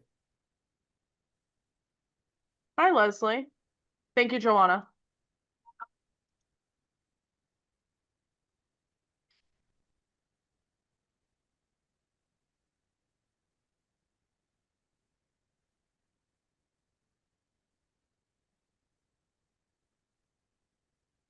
That's gonna be such a Team great new. It's opal. a visible wear mark. You have to send us a picture.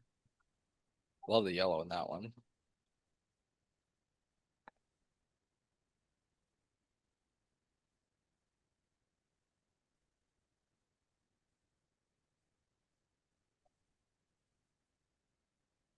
Here, Dan, I'll put them in the chat for you. Apparently, we didn't quite get that hornblende rounded out. Because it shouldn't be popping out at this point. Oh, yep, we can show a jar of those opals. I'll go back into the other room. I think we're gonna skip that one for now. That will require going back a step, as cool as that sphere is gonna be.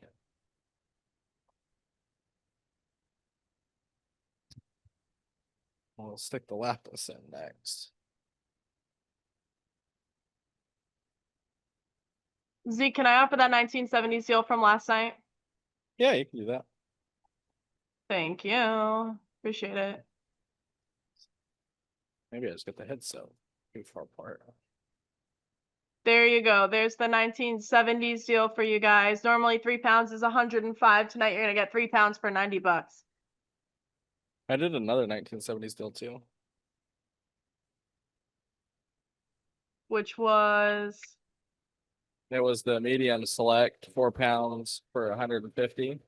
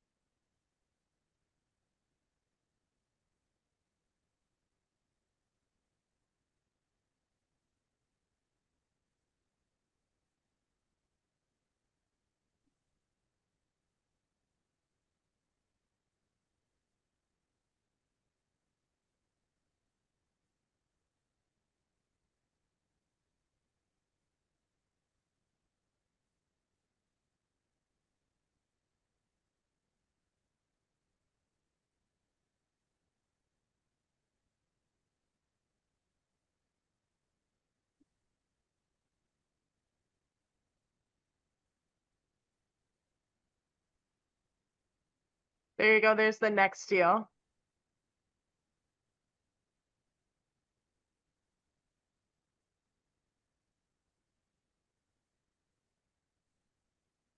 John wants a jar of the fire opal, please.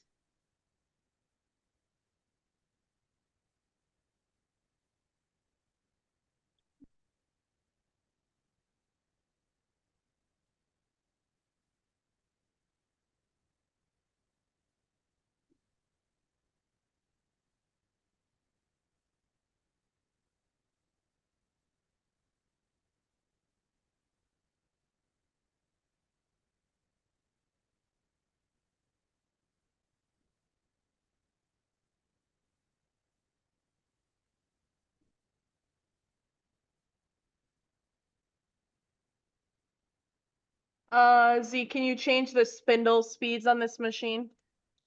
You cannot. That's one of the things that John will eventually do is probably make this variable speed, but it is not high on the list of things to get done. How much of that collection do we have left, Zeke? Enough that we could run another deal if that's what you're thinking. That is what I was getting at. Yes, there you go.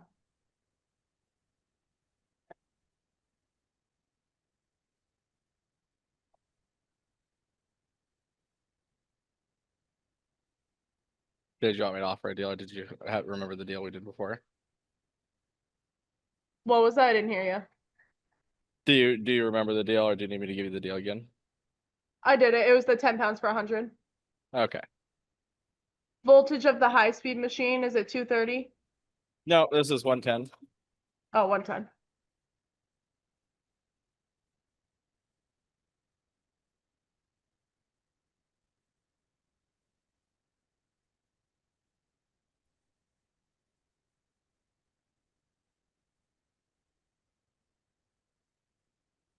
And how many amps?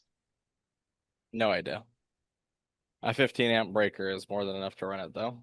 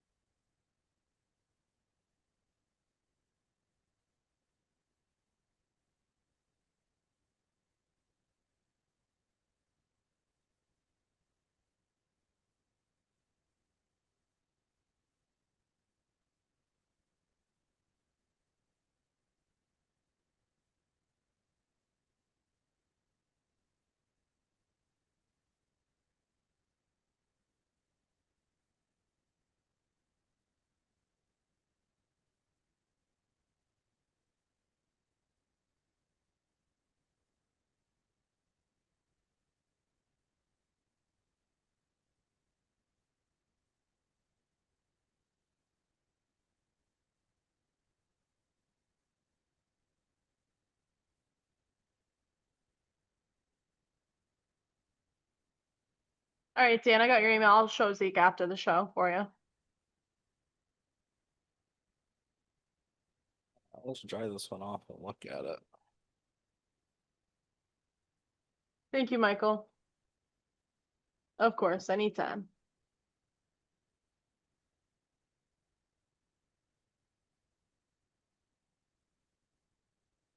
Jeffrey? Oh, there's always good stuff.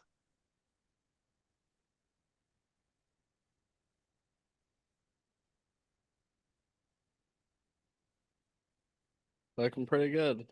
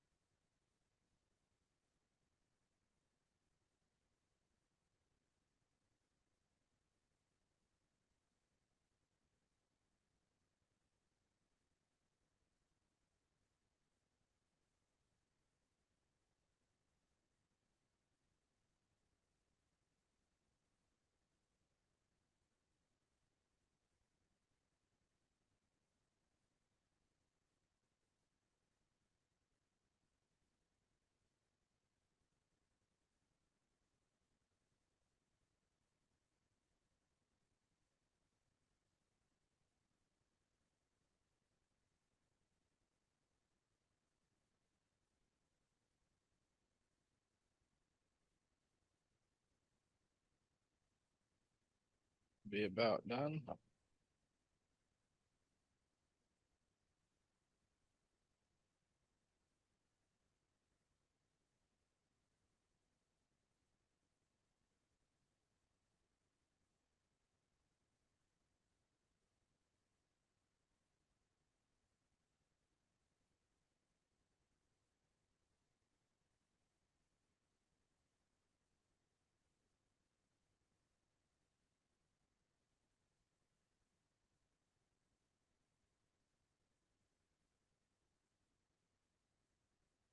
See if we can hit this one. Oh, I'm actually moving it pretty good. Even though it's a little bit bigger. Zikri, I'm sorry, what grit is this again? We're on 220 grit.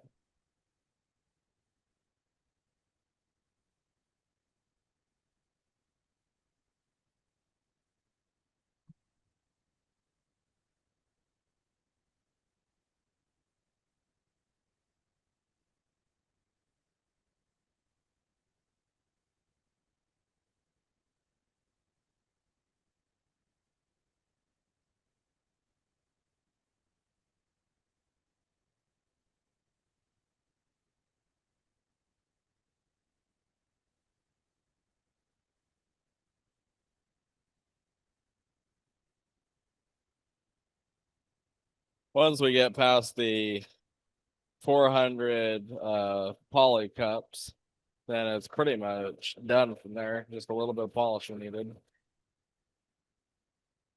Yes, Very, Jeffrey, it very is. easy after that.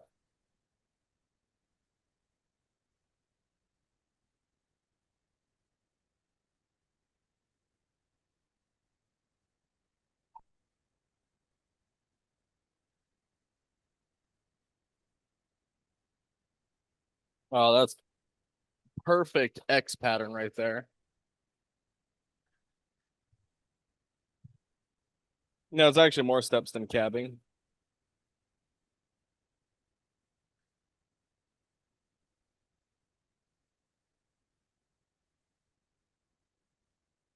I don't know how well you guys can see that on camera, but that's the perfect X pattern right there.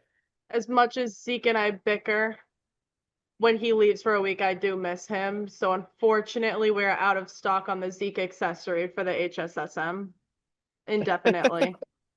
You guys can get Indefinitely. him virtually though. You can get him virtually though. And that doesn't cost you anything.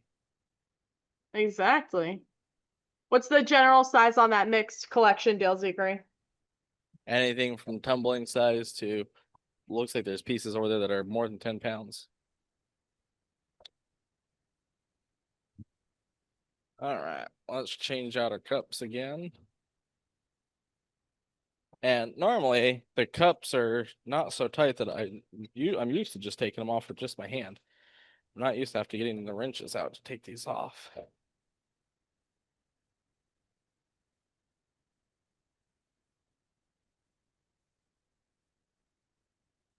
Put a little anti-seize on there, usually they just slip right off.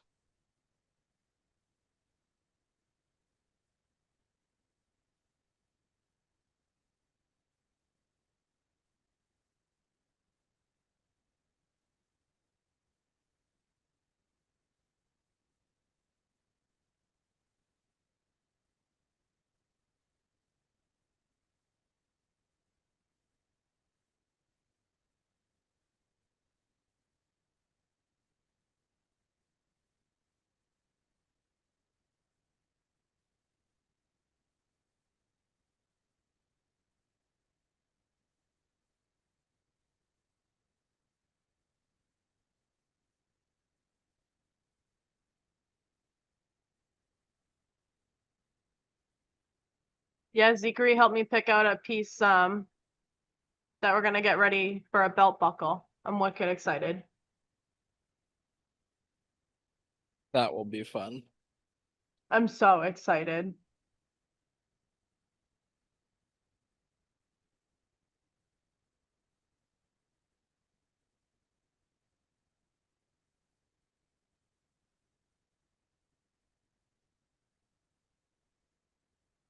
If I wasn't sitting on my butt, I'd be up jumping for joy.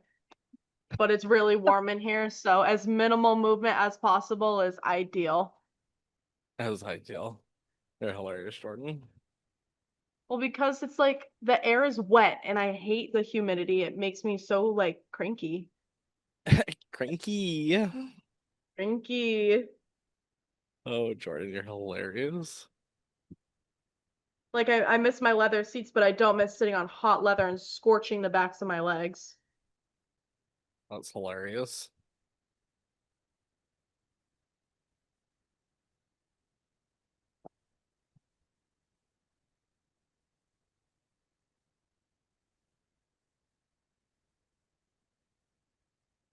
Amy's visit was awesome. Her son Bo was freaking hilarious. Exactly, Jeff. But they learned a lot. They had a great time. Both of them made some cabs and got a tour of the warehouse. Amy got to meet Brian. Oh my gosh, he's so I like that funny, that's a Jeffrey. highlighted part. That is a highlighted part. It's been the long-awaited reveal. But yes, we had a great time. We took them to Pizza Chef, obviously, because we will not make any of you suffer at Pegs. I don't know. It seems like part of the experience. Yeah, you can have quite an experience on the dumper after. Like, no, thank you.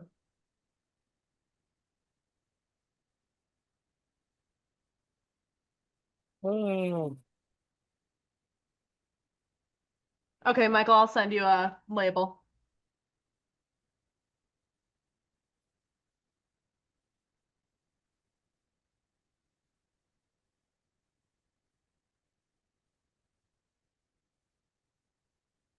What grit are we on currently? 400 grinding?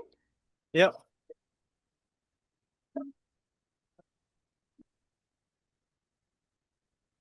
I know that because I peeled through all the sphere cups the other day.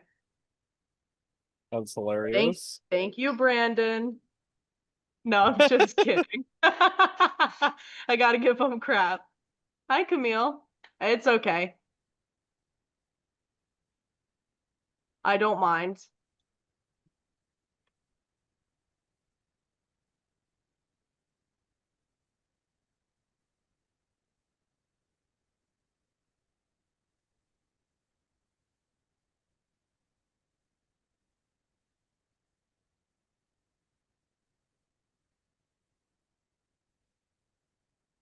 Thank you, Brandon. Oh, Well, I know I can Jordan. be sarcastic to Brandon and he won't take it personal. That's why. He's one of the people I look to when I say something to see if I'm being funny or not. And usually he laughs for the most part. Thank you, John. That's hilarious, Jordan. You were the lucky winner. You got the lucky green cup. I think that's the color you got, right? Lucky green cup. Oh, well, even better. It's like a golden ticket, but like a yellow cup. So that's the silver lining to the situation is everything was meant to happen for a reason and it chose you. Chose you.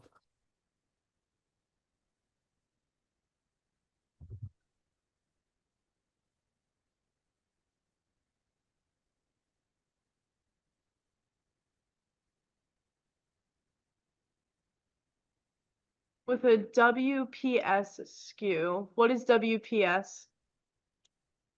PS? I have no idea. WBS is going to be a wet belt center part. Oh, WBS. You had Leslie put P. Um, WBS skew. Oh, for Leslie's wet belt sander? I have no idea. I don't know.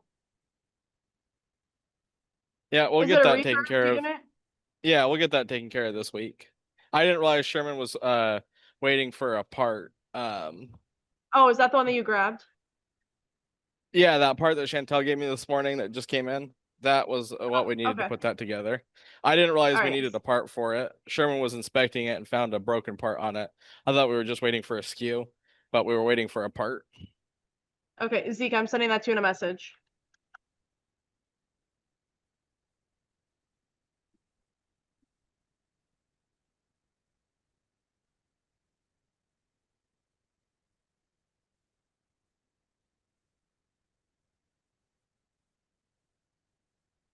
Um, Usually that is the rule, David, but you know, when you have a Jordan, the boys are like, "Oh, it's okay. I can just move to my next task." So,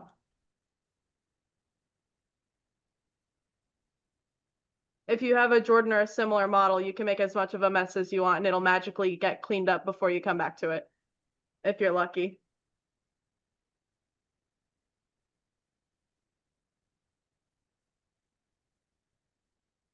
Yeah, Jeffrey, you can do that.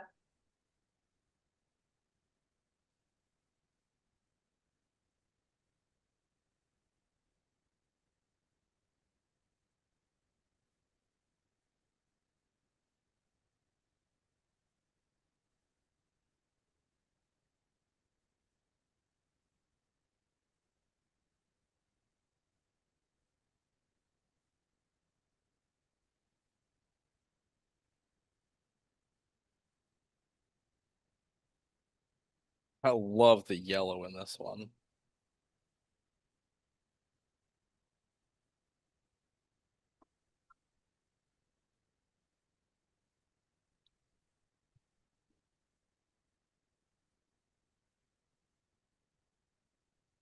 I actually think we got rid of that flat spot in this one. This little lapis ball.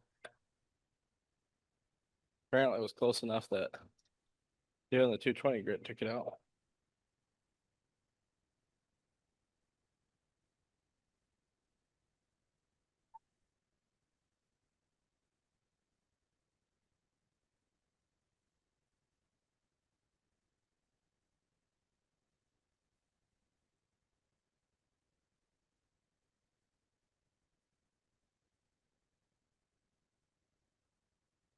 Julius, are you in here?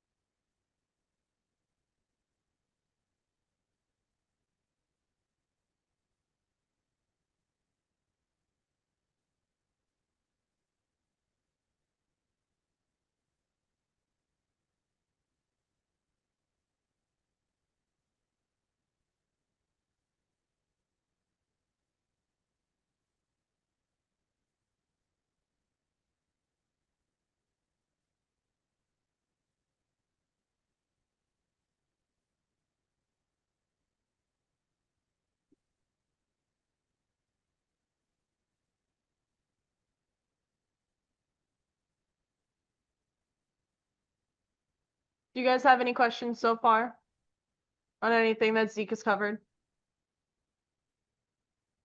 Hopefully it's a easy enough process once you guys see it that you go, oh, I could do that. When you got the right tools, it's a very easy thing to do.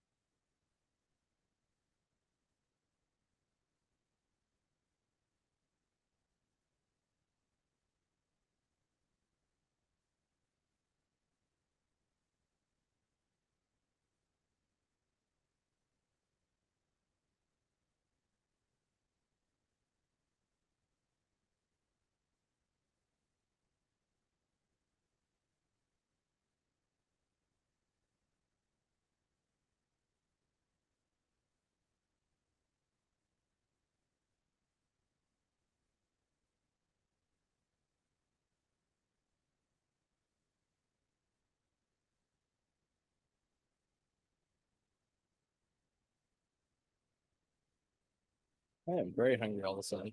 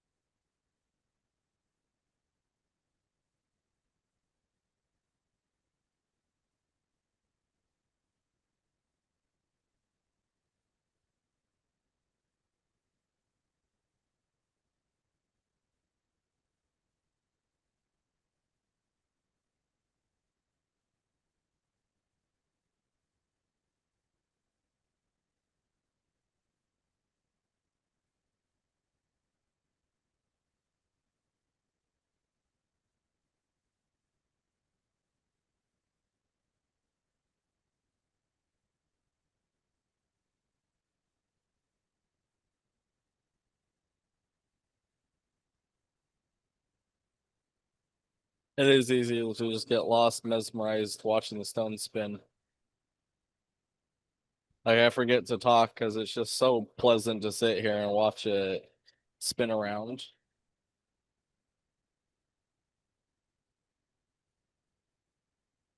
Jordan?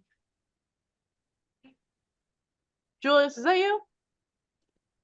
Yep. I heard my name. Do you need anything from me? I was asking if you could help me get all the deals together, throw in the chat again, if Oh, you have okay. access.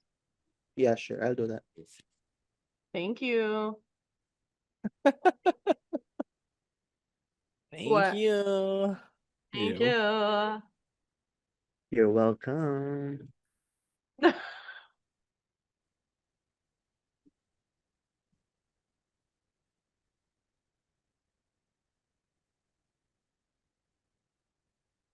That's what I'm thinking. We did not let's just run long enough in the 220.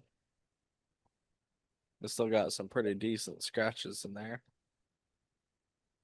I'm gonna let it run for a couple more minutes in the 400 grind.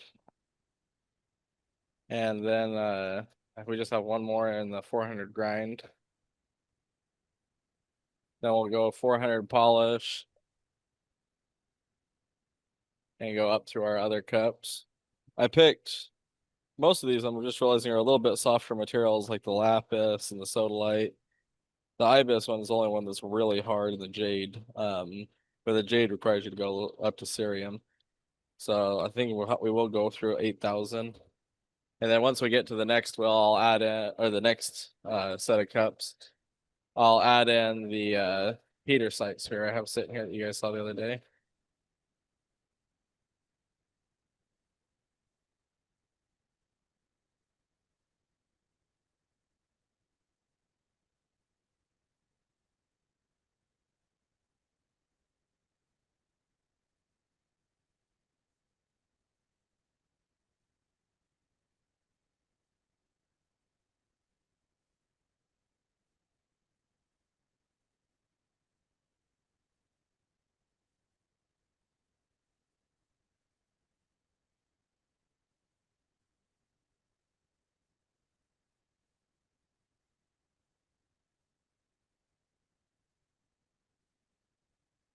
Hopefully that looks a little bit better.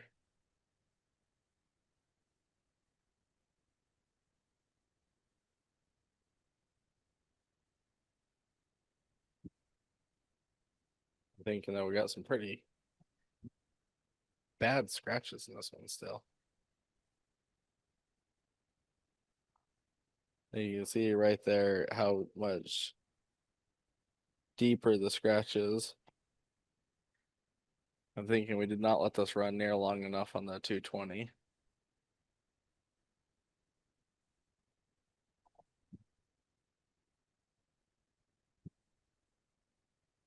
What I'm going to do on this one is cover it in Sharpie. We'll see if we can get that Sharpie to come off with the cut wheels we got on now. And then we'll know if this is just really bad from earlier and will come out. Or if this is just from this cup right here and we'll get it out on the next wheel. Or next cup.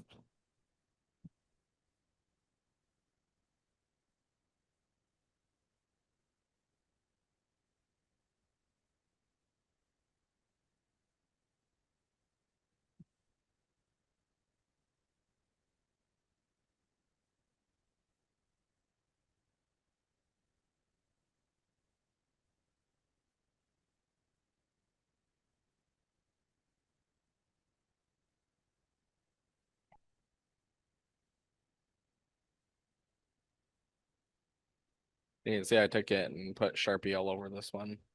Let's see if we can get that Sharpie off.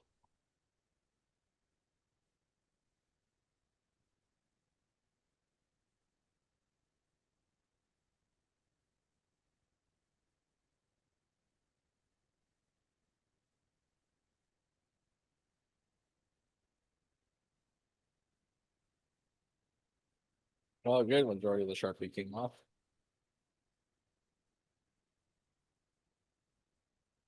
David wants that 4-pound medium select deal, please, team.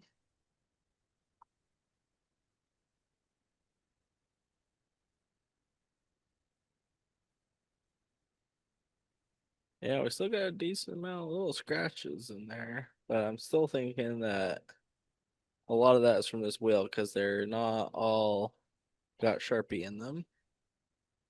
So I think we're okay to move on to the next one.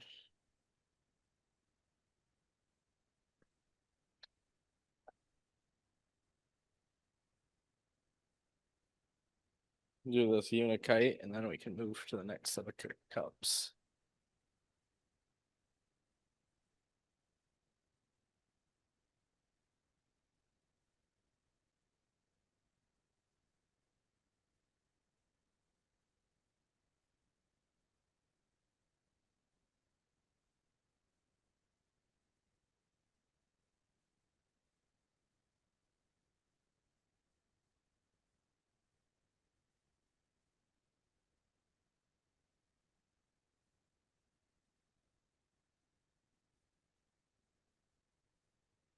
Is that a timer?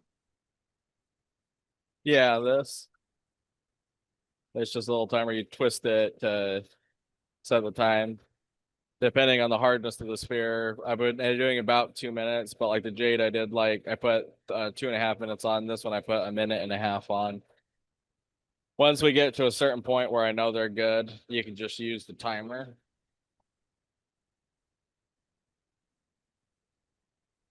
Or you can use the timer to know when to check it.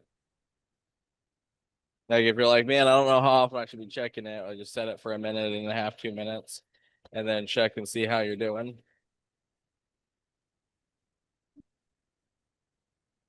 Otherwise, you get impatient like me and you pull it out every 25 seconds to look at it.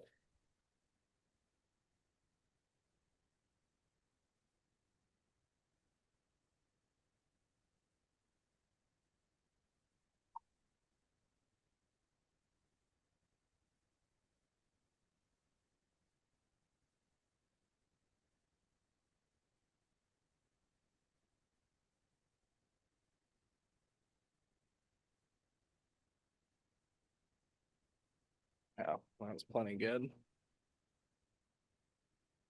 See, this Unikite these turns out 2-inch? so cool. What's that? Are these 2-inch? No, these are like inch and a half, like 1.3 to 1.5 inch. Although doing a 2-inch wouldn't really take any longer and be about the same.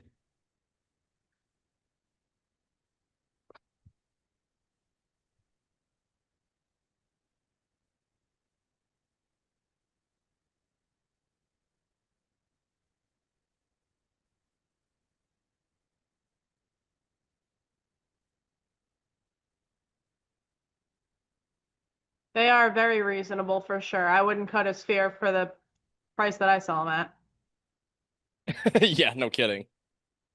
Jordan's like, "What? I'm just a girl," and I'm like, "I'm gonna have you cut another sphere." Hmm.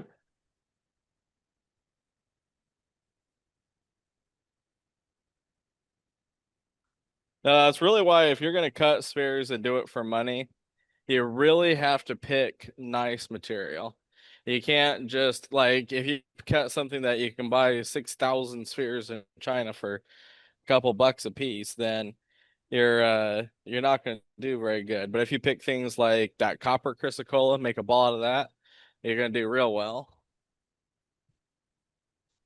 It's all about having a unique piece. And it doesn't even have to be like that sodalite one is a good example. That's not necessarily expensive material, but I picked a really nice one.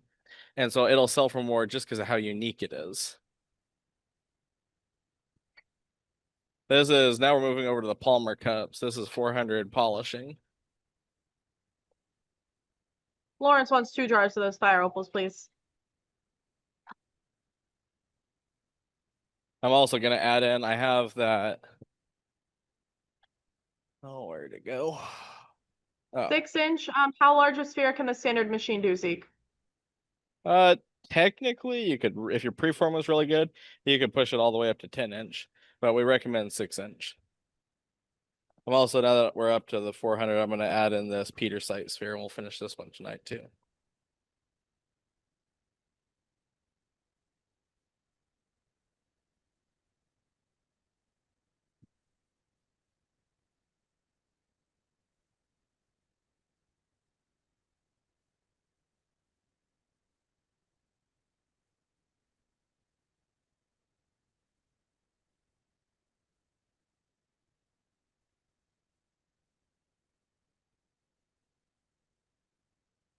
That head in a little bit.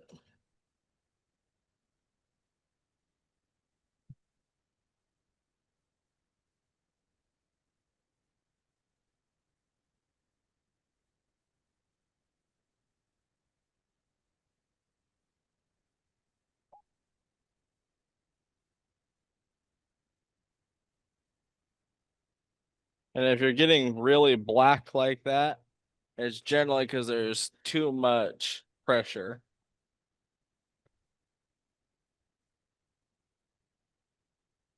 on your bungees.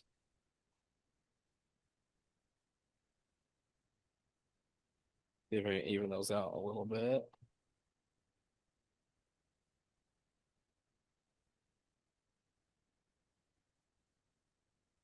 Polymer cup, Zeke? Yeah, these are Palmer cups. Are you asking what that means? No, Jeffrey was asking if you said that. Yeah, it's a Palmer resin with diamond embedded in it, kind of like going to your resin wheels on your cab machine instead of your hard metal plated wheels. Oh, for sure, Glenn. I treat all of the equipment in here like I would like you would you're working in a kitchen. Your hair should be up, closed-toed shoes, no loose clothing, dangling sweatshirt, Yeah. like hoodie strings, none of that. Yeah, that's all smart thing. Oh yeah, no bolo ties. At least not while you're cabbing. Is the black you mentioned seeing the resin wearing off? Yeah, you got too much pressure and your sphere will turn black like this. Now I'm not too worried about it because I know that black will come off. So as we get finer and finer grits, if I'm still having a problem, I'll loosen it up.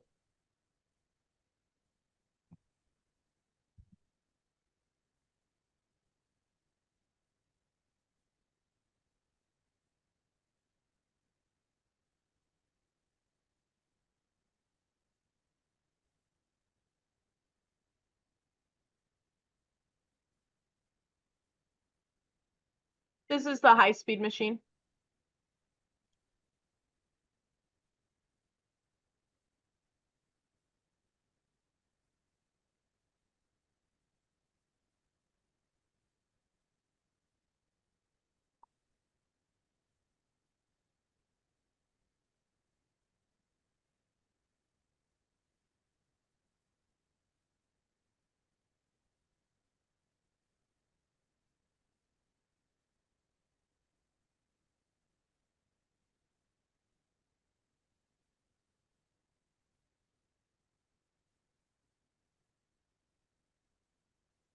The timer also works a lot better if you actually hit the button.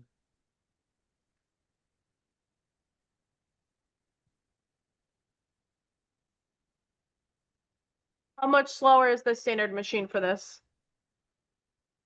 So if you're really cranking, you can knock out a sphere in 20 to 30 minutes on this machine. If on the low speed machine, you're 1 to 4 hours.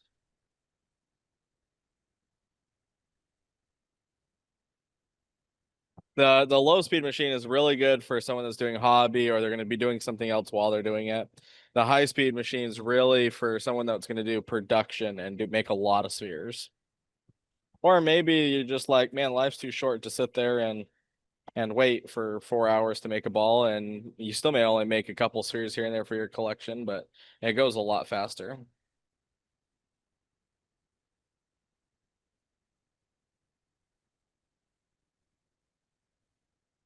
Because even if I was still a hobbyist, I would still have a high speed machine.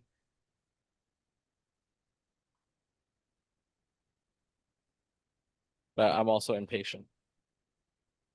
Some people also like just enjoy doing the process, and so if it takes them, 2 hours to make a ball, that's just part of the fun.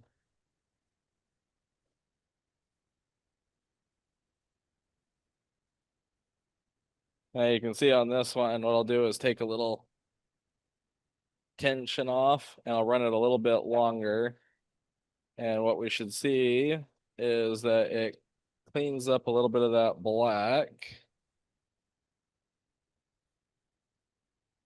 And it's not quite so dark.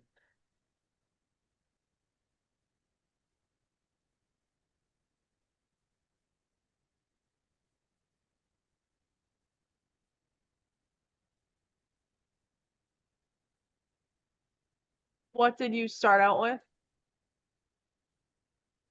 When I was like, you mean like when I was a kid? I'm assuming, yeah. When I was a kid, my dad did spheres like the worst way possible. And that's how I learned how to do them. And actually, why I stopped sphere making is because I hated the machines so much in the process. But what I started out with, we would use a Covington 24-inch saw and their 3-head machine with the steel cups. And the process would go, you cut out your cube, you cut all the corners off, so you have your 26 cuts.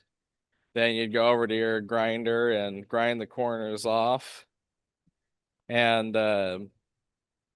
then you would put it in your steel cups and drip grit onto the cups while they were running. And it would take a week to make a ball. Yeah, see this one, there's still way too many scratches in it. Gonna have to redo that one.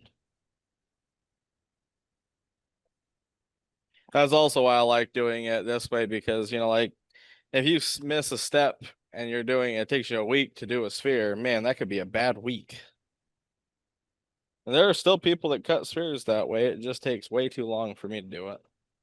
Like I hated sphere cutting when I was a kid. I thought it was such a waste because it took so long. It wasn't until I saw John's equipment and the way he was making spheres, I was like, I want to make spheres again.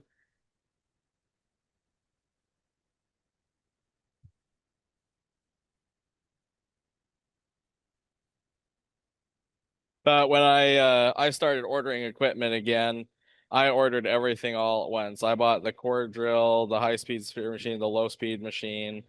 Like I just went ahead and got everything because I was doing it as a business. And so I was cutting a lot of spheres. When I had my shop fully going, I would do 30 to 50 spheres a week while cutting 150 to 300 cabs.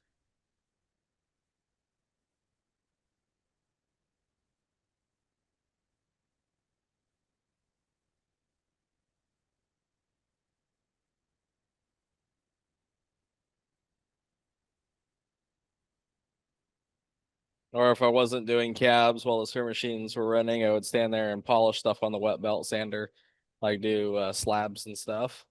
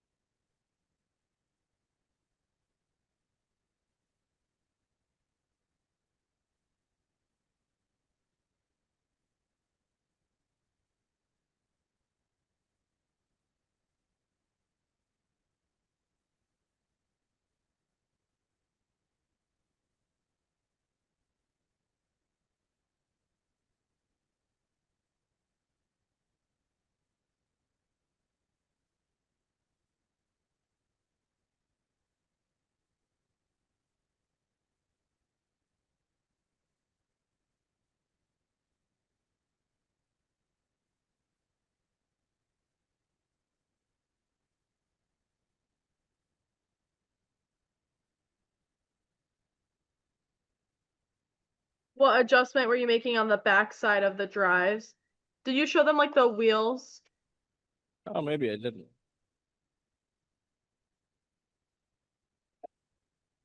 I don't know if that's what they're called, but it reminds me of a steering wheel. So on these handles right here, they move the heads in and out. So you can see, let's see. If I move it, now the rotation's no good. So if I take it back, now my rotation is moving good again. And you need to be able to go in and out so that you can do different sizes and adjust your heads.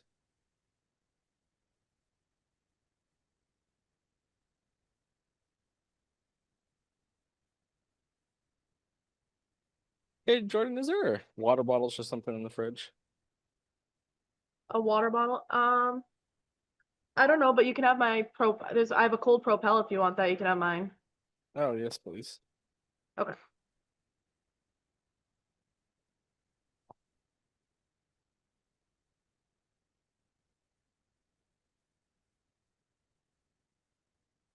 You can see also why we do these in batches, because it goes a lot better if you run a batch at a time.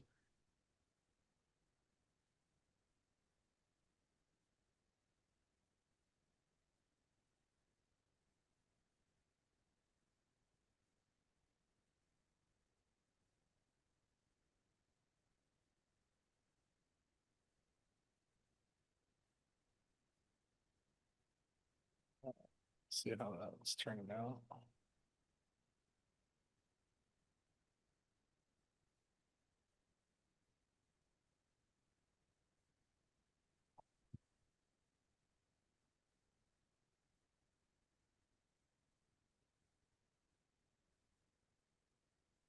Looks pretty good. You can see now we're getting like nice, smooth, starting to look shiny a little bit.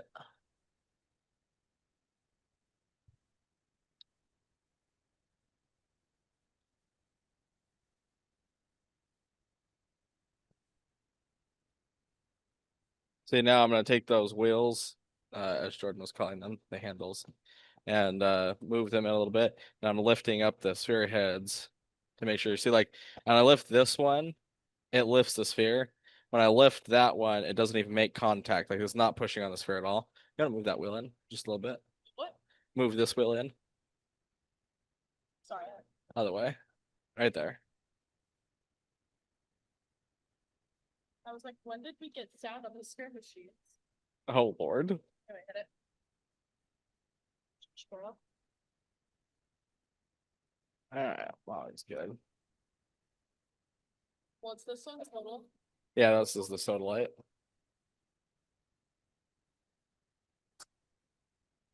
See, no rotation's no good, so I'm gonna move the heads in and out until I get that X pattern.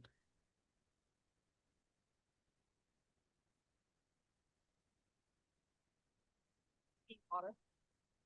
Yeah, a little bit.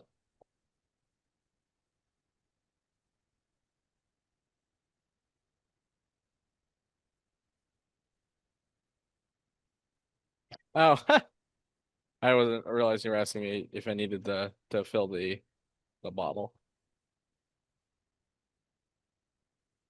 Thank you.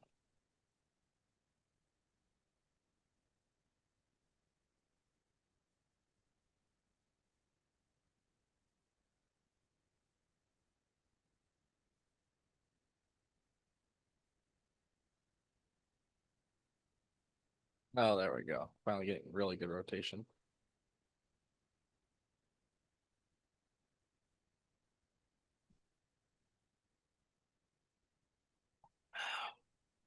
Oh, thank you.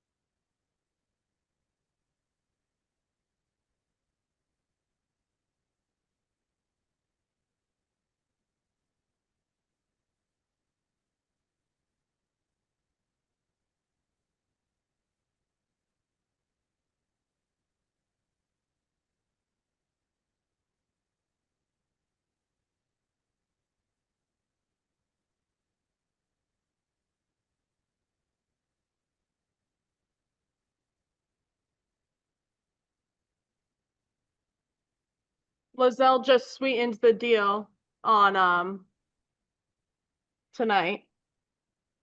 She said 10% off on sphere cups and Oh, 10% wow. off 10% off on shaping wheels, but that's just for you guys in the room. Damn.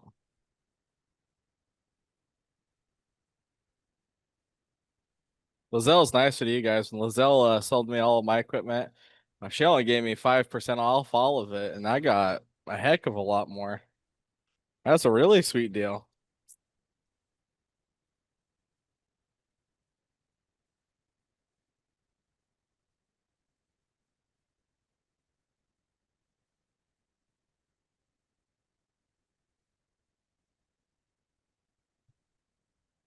Lizelle's a sweetie. We love her. Definitely an Lizelle is a sweetie. awesome addition to the live sales for sure. What We do size love is the Lizelle. hole for the Zikri? What size is the hole for the shaft on the shaping machines? It's 16 millimeter.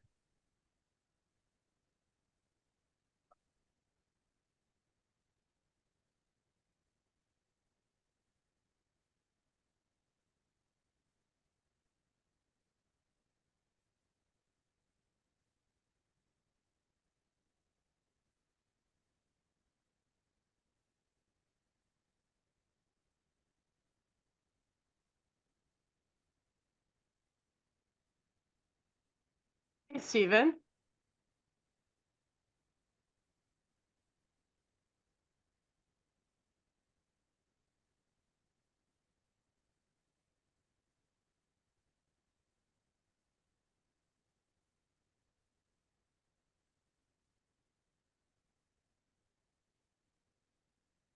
What would it cost for a full set of cups for this. Zeke, what size are these cups? Well, let me look at the website and see what size cups you should order for doing 1.5 inch. Instead of the size that I chose that is too small. Let's see.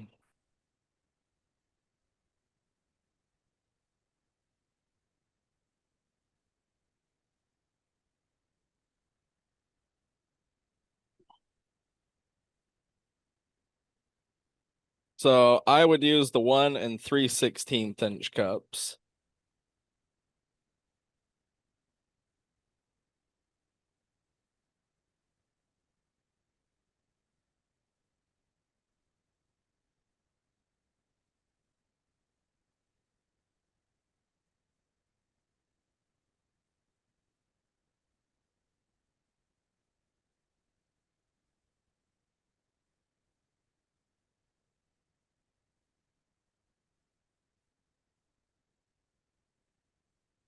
Oh, I guess I could tell you the price on that. Sorry. Let's see. Would that cover 2-inch spheres as well? No. If you're gonna do 2-inch spheres, I would get the 1 9/16 inch cups. If you look at the website, you can see the kind of range that they give you. If you go to the sphere cup section, there's a chart. And so like you could see if you wanted to push the limits, you could go like you could see which ones you're like, well, that's close. I may be able to go a little bit bigger. It's easier to go bigger because once you go smaller, like the sphere cups touch, and you can't do that. So, but you can look at that chart. But if I was gonna do 2-inch spheres, I'd get the 1 9/16 inch cups. That'll do like 1 3/4 to 2-inch.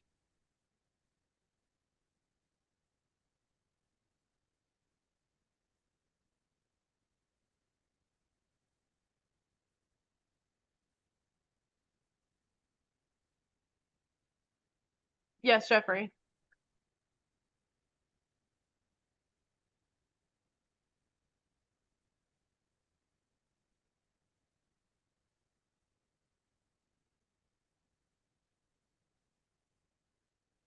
That was a really good deal, getting 10% off the cups.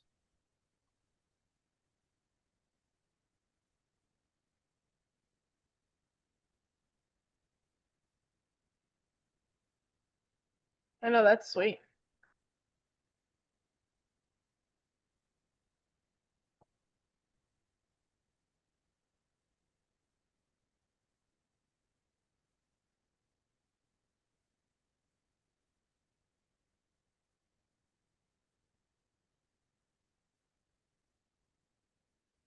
Oh, Jeffrey, don't get me started with the cravings. Oh my. Yes, Rick. I know, I just got that root beer popsicle off my brain.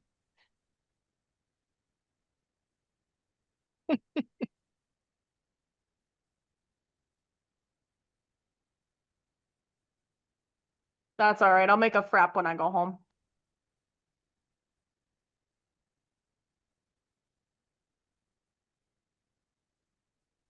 That's looking good. Thanks, Michael. Enjoy your dinner.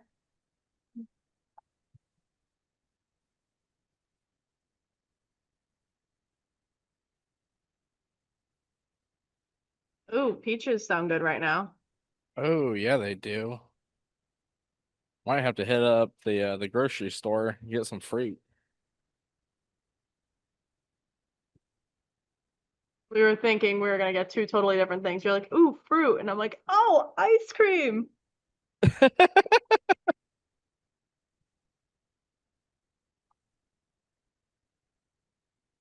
Oh, that Either lapis one. ball is gonna be so nice.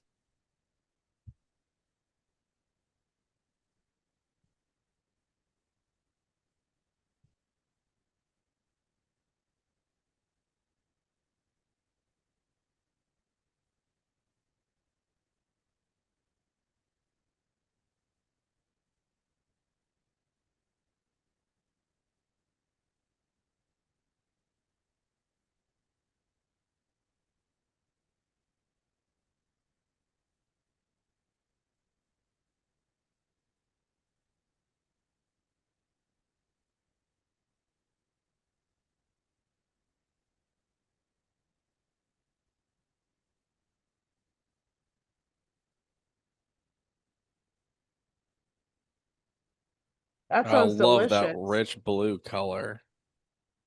Now I want blueberries looking at this one.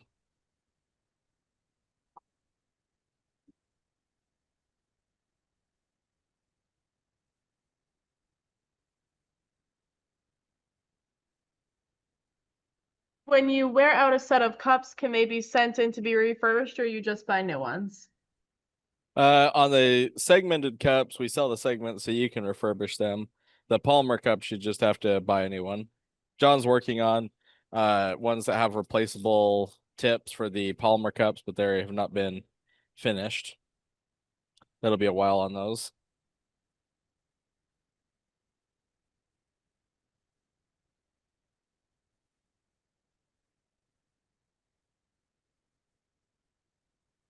Yes, of course, Brandon, you can. Of course.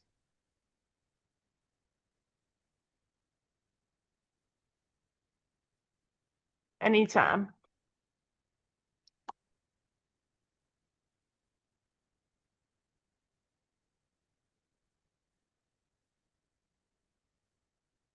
Let's see how this one looks, and I think we're ready to move to the next set of cups. Look at how good, I just went and grabbed this out of the bin over there, the lapis that we have. That's wicked pretty. Really good color. We got some really nice lapis.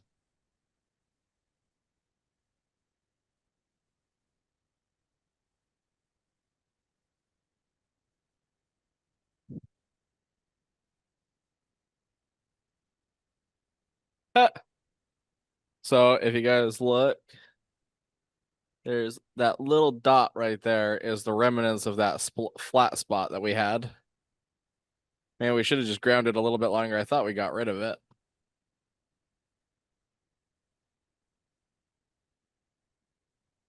We still got some pretty good gouges in this one, though. I have clearly not been checking these well enough as we go.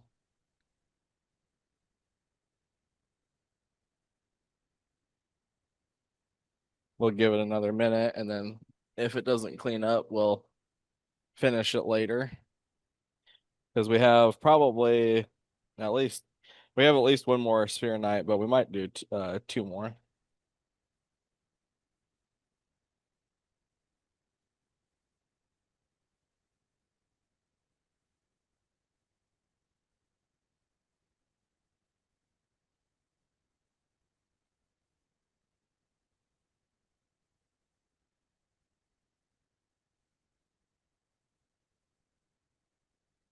Are we just doing the sparing tonight, Zeke? You said. Yeah.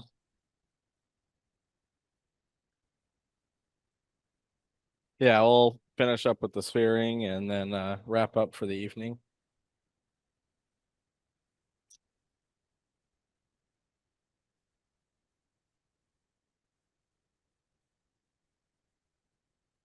Which types of cups are fixable? The first three, the metal bond, because you can solder new segments on. But I mean, most people, it would take years for them to wear out the other cups.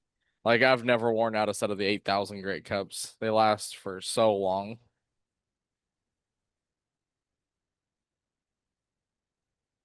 Next tote night, we scheduled it for, hold on, I have it in my calendar. August 2nd. So that is 2 weeks away, a little over 2 weeks away.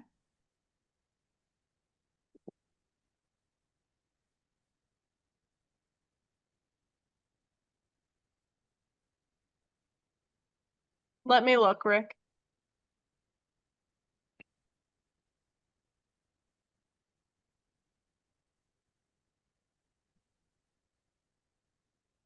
You're welcome.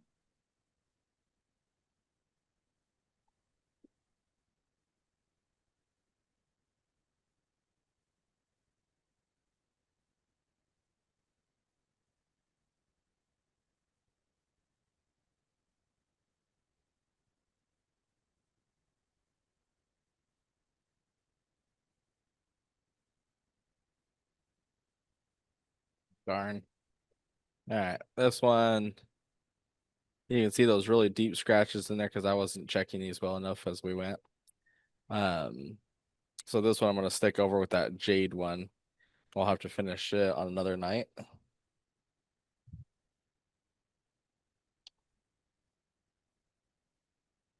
I think so, Mark. You should be.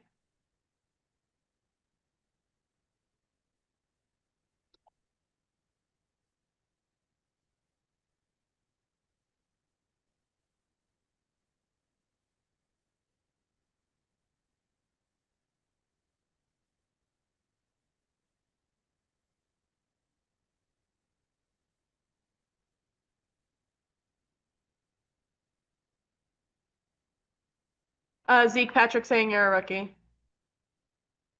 Would you be Thank you, starting Jordan. with the lowest grit with the ones that you're redoing? No, it depends on the spheres. I'll show you there's 3 that need to be done. So I'll show them to you and tell you why and where. It's not uncommon when I'm doing a batch, like a big batch, to have a pile that doesn't get finished. But the better you check them and more attention you pay, the less you have to go back and do that.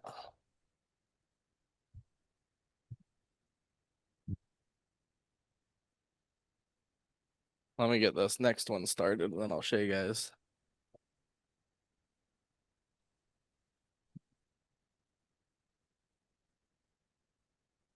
Right now we're going to 800 grit.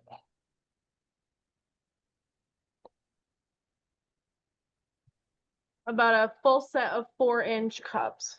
Okay, I'll run those numbers for you guys real quick. Now, also keep in mind when you say 4-inch cups, do you want a 4-inch sphere or do you want a 4-inch cup? Because a 4-inch cup will do probably more like a 5 to 6-inch sphere. Or do you want to make 4-inch spheres?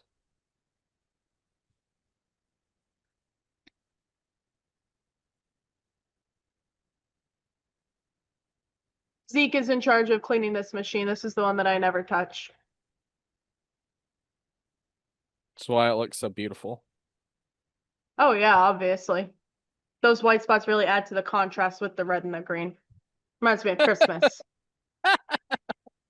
It's a white Christmas. Zekery.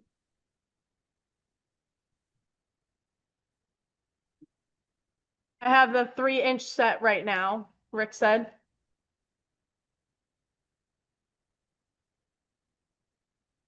Oh, okay, so I just asked because I want you to clarify whether you want to make 4-inch spheres or whether you want 4-inch cups, and you know that the 4-inch cups will do bigger spheres. Because I don't want we've had where people got sphere cups and be like, oh, this is way too big.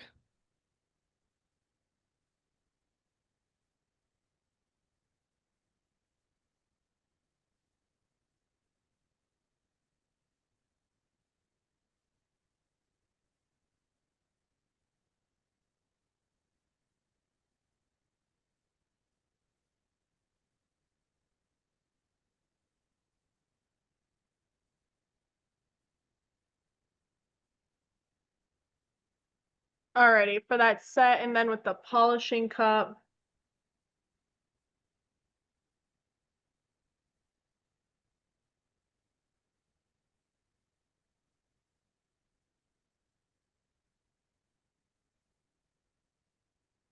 Does our building have floor drains? Sherman, what's that setup that Sherm has over there?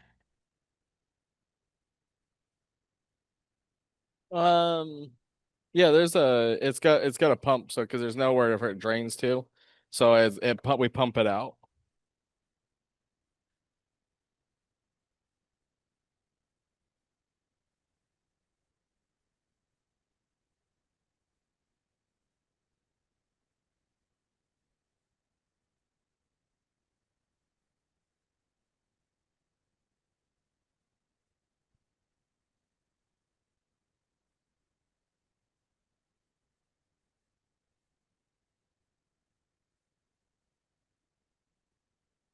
So Zeke, before I put this out there, a full set has 1, 2, 3, 4, 5, 6, 7. It has 8 grit cups and then a leather polishing cup? Question mark. Yeah, and 3 of each. Yeah, 3 of each. Okay. Oh, man, that's like perfect right there where you're getting that sudsy, foamy around the sphere wheels.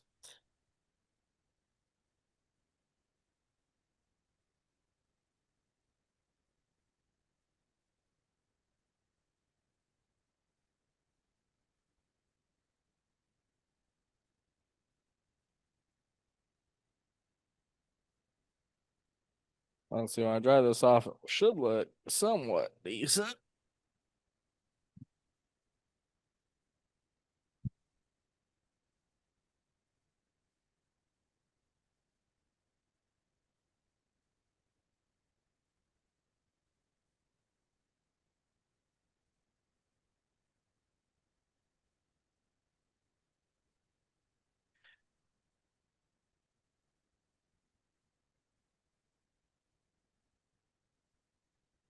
All right. For the 4-inch cups, those are the ones that are gonna polish the bigger ones that Zeke said, whatever size Zeke said. That'll polish what? I don't know off the top of my head. I'm just guessing that it's like somewhere like between 5 and 6 inch. Okay, so that one for that set, normally it's 1,758. With the 10% off tonight, if you order the full set, it'll be $1,582.20.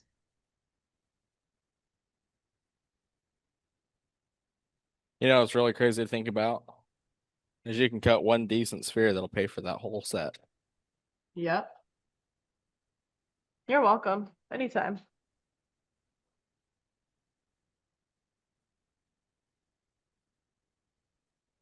So normally for that set that you were asking about, Rick, the 4-inch set, it'll polish 5 to 6-inch spheres. Zeke said he was guessing. Normally that retails out to be $1,758. Tonight with the 10% off, you'll get it for $1,582.20. Okay, I was a little off on the 4-inch cup. So 4-inch cup will do 4.6 to 5.5 inch. Good job, Brandon. Thanks, Julius.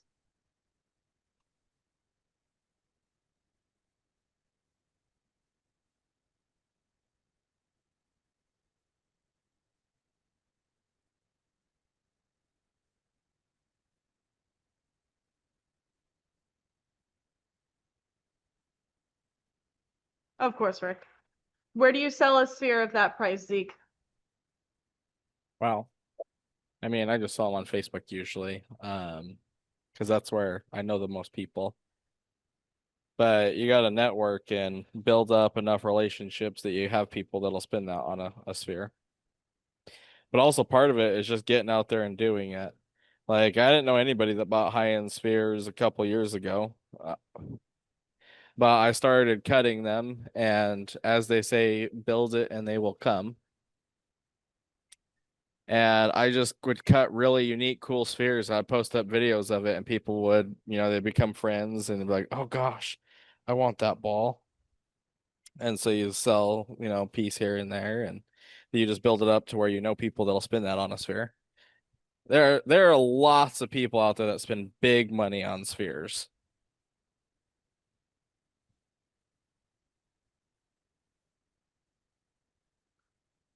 I've seen people drop, 20, 30, 50, $100,000 on spheres. Honestly, the hardest part about selling a $50,000 sphere is finding a piece of rough good enough that you can cut a $50,000 sphere.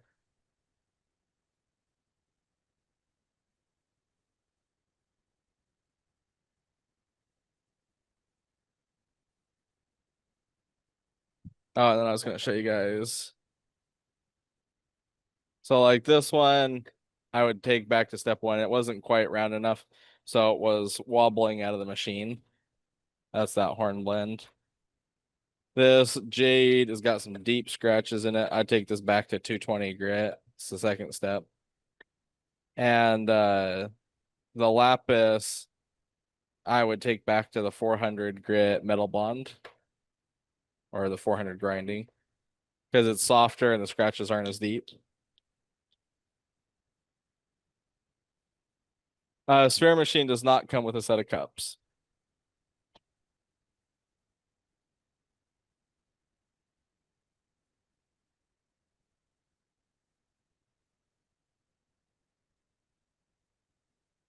Oh, this Peter site is so good.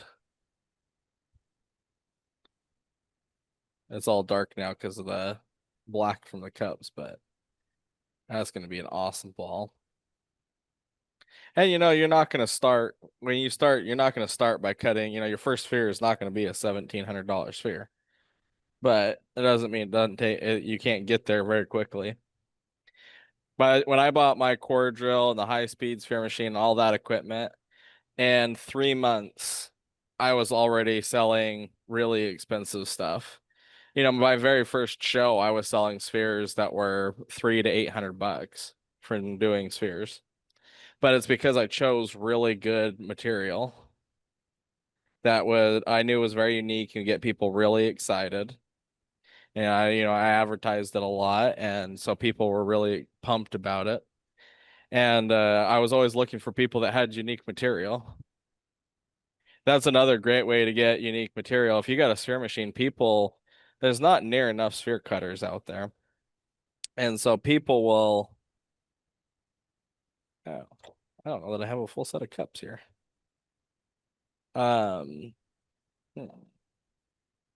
People will pay or trade good material to have spheres made as well. We'll see if this set will work. These are a little on the big side for this size of spheres.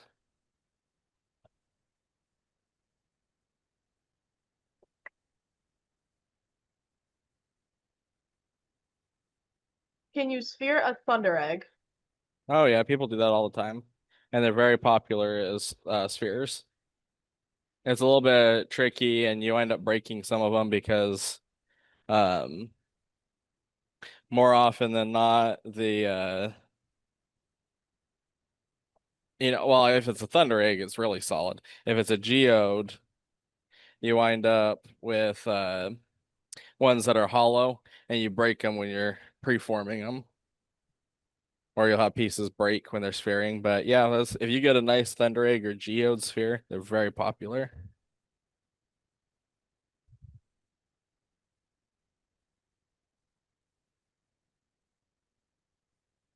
Oh, I love bigs. Bigs is actually a material that you have to have a really unique piece of bigs to make it a nice ball. Bigs is not one that I usually am crazy about sphering. If I found a really premium piece, I would, but most bigs I would not sphere. But bigs is a really cool material. I do love that a lot. Mark, I called your name like 20 times.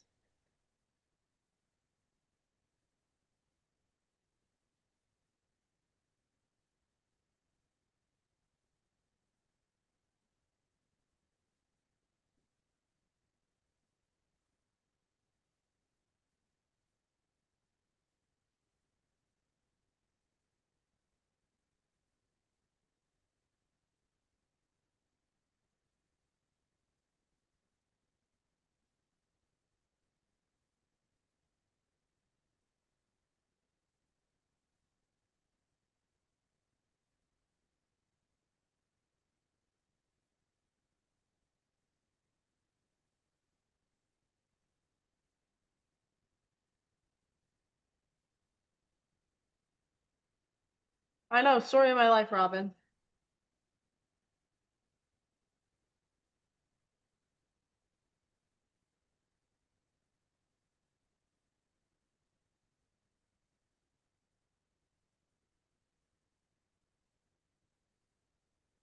What's the story of your life? When I want Mark, he's never around. It's always kitty Oh, time. that's Are you hilarious. gonna Yes. are you gonna sphere one of your lepidolite cores on next Thursday's cut and chat? Yeah, I guess I could. No reason we couldn't do that. Can I do a piece of leopard skin next week? Yes. Hi, Tiffany.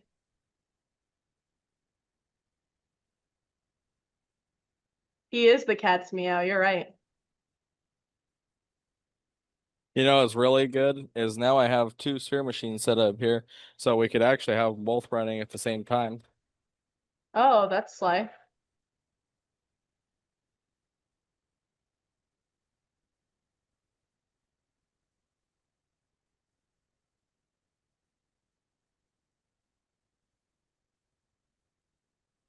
Tiffany, did Brandon ever find you a good chunk of lapis?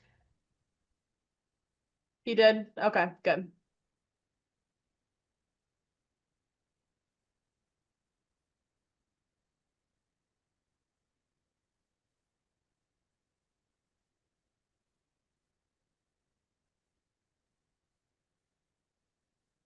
Well, Brandon, it doesn't matter what you say. If she says yes, then it happened.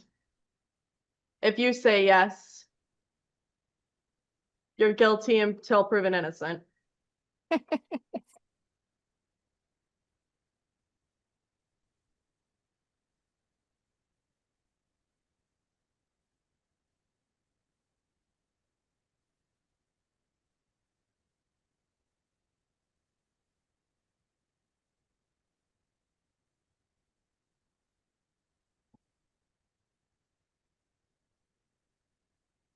Thank you, Tim.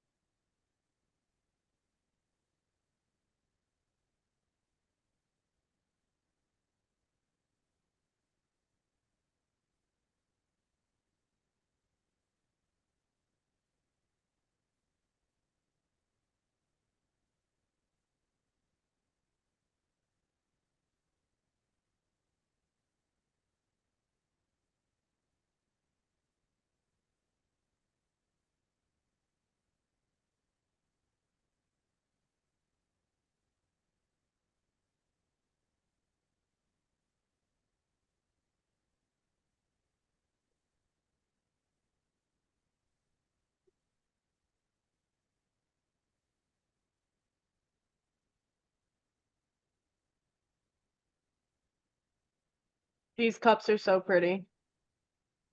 You like the purple? Yeah. I like the purple and the pink.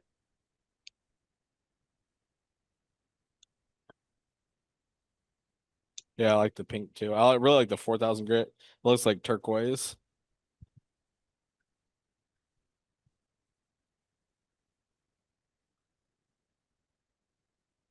Are they powder coated, Zeke? I don't know if they're powder coated or just painted.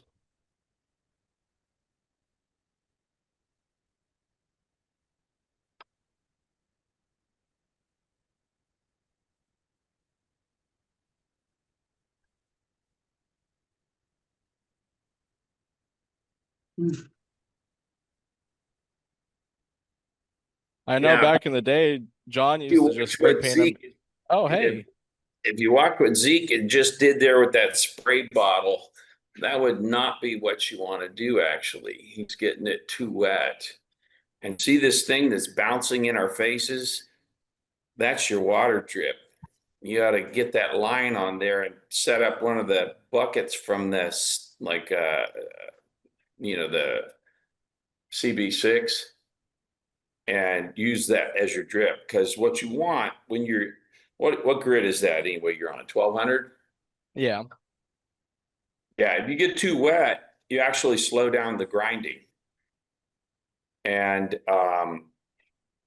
what you want is you want to see mud building up on that ball. This foamy on you starting to see there. Yep.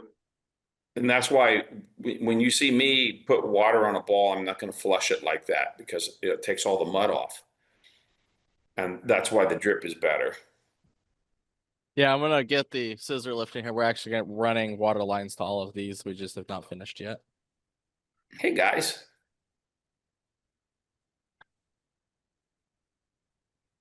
And so tell us what you're doing here, but because I'm sitting there, I just popped in and I'm like trying to figure out what's going on. You're not talking very much, so I was kind of like, what's the ball and how many you're doing? And did you took one out or did you finish it on that grid? We've been doing a little batch of these. What we're working on right now is ibis jasper.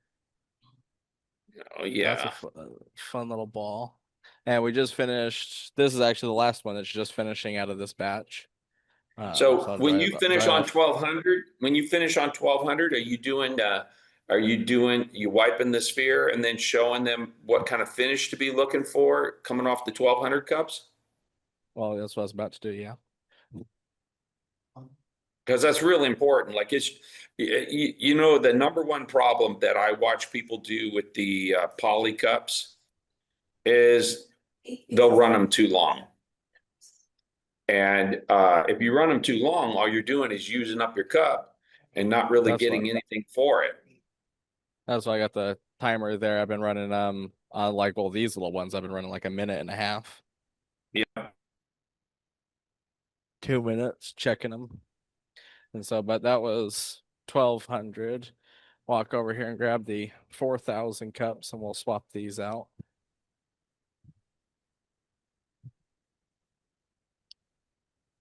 I'd want to see the wood you got there, Jeffrey, because usually the Arizona wood, well, if it's got a lot of fractures in it, then you'll have that. And I've stabilized the wood before, but part of what I would be looking at is what is the quality of the wood you got there, and can you work around where you're getting away from where all the fractures are?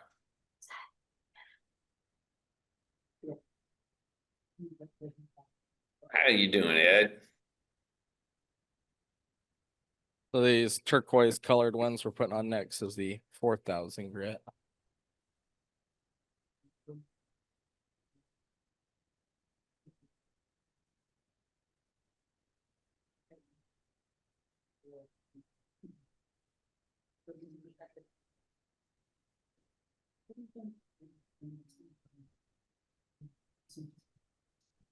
We can actually just I'm plop doing that one back good. in there.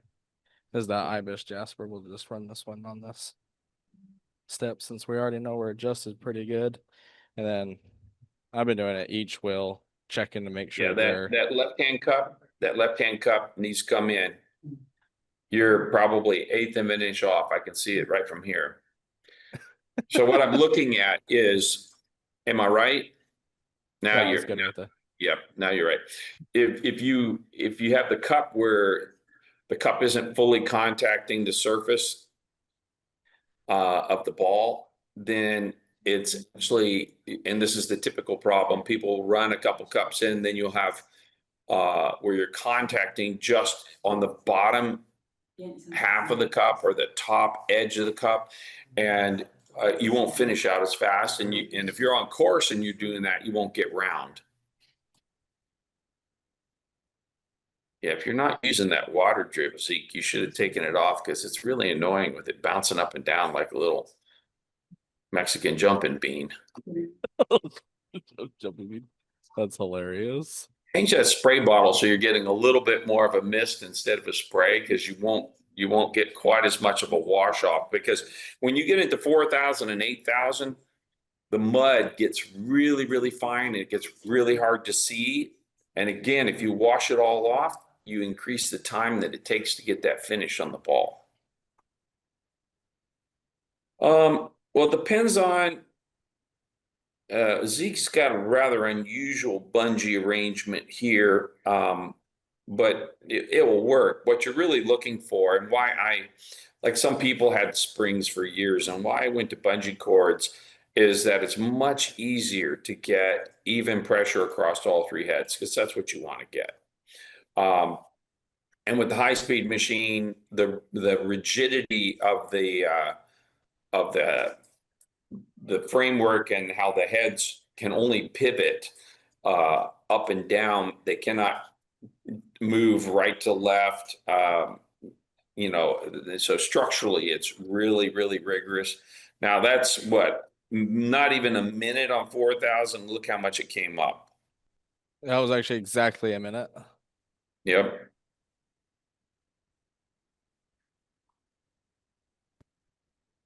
See, Well, that looks really good. let me explain this. When you get into 4,000 and 8,000 grit, what happens is if you've gotten a really good round grind in your course, the machine, the process, that ball will want to stop random rotation. It's going to try more and more on those fine grits to rotate around one axis.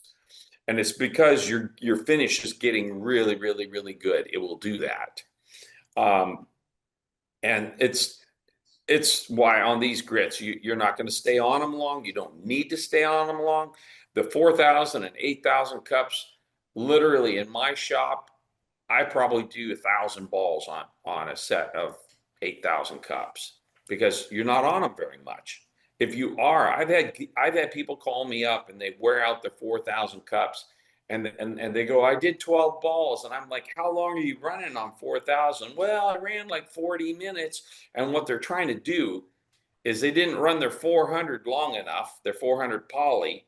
And now they're trying to clean up all that mess with the subsequent grits. And of course, they're running forever to try and get those coarser scratch out and wasting a ton of the cup life. Well, and you guys could see earlier, I don't know if you saw that part, John, but earlier I showed there was a couple that I didn't run long enough on the earlier steps. So we pulled them out of the batch and they'll go back and start in earlier steps so that we don't spend forever doing them. Yeah, that's really important.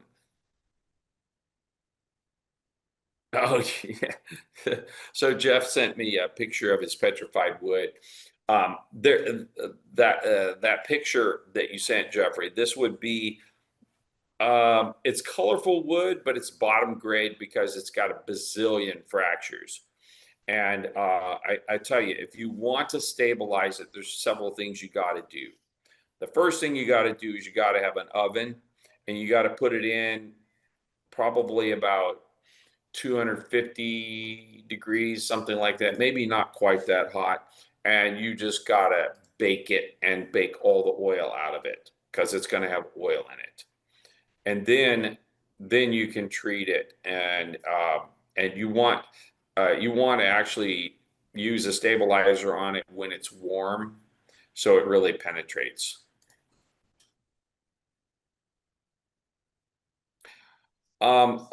If you've got the issue on the lower grits, Rick, then what that's going to come down to is it depends on the size of the rough. If it's small rough, you could. So with the ball rotation, what you're talking is the ball rotation is not good. What happens in coarse grit is the most important thing. If you are on a high-speed machine, it is much, much easier to get round because your spindle speed's way higher.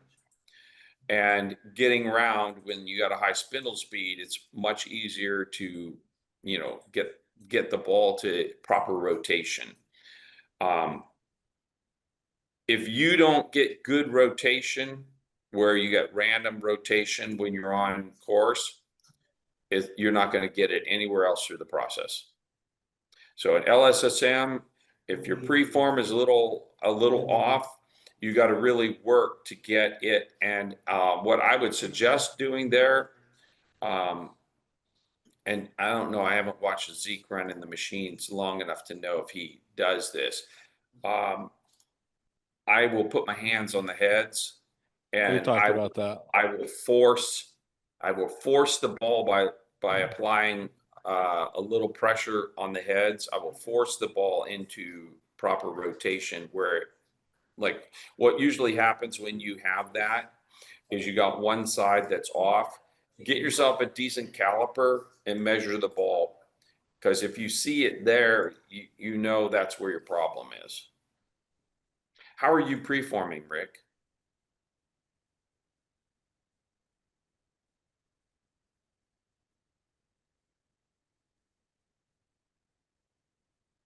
Shaping machine. So what's really important on the shaping machine is when you're getting your machine set up for the depth, that you're measuring the diameter and then going on a diagonal and measuring there to make sure that you're not getting a little bit of an oval shape. Because probably a little bit of oval shape will then make you a little crazy when you're trying to get round. We did that Closer you earlier. get it there, the closer you showed them that, Zeke? Well, we showed making an oval shape and fixing it. Yeah, yeah. Well, that's part of what's getting you. And then the other thing is, when you're grinding the ball, you want your cups. So their size to the ball, like these are right here. See how the cups are almost touching? You got maybe an 1/8 inch gap. That will help you get round. If you're running too small cups, then you're going to struggle with getting round. We also showed that earlier.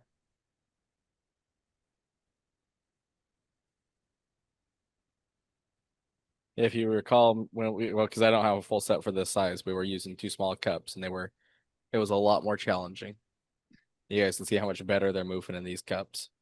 We're building shaping machines right now. I don't think they've left yet.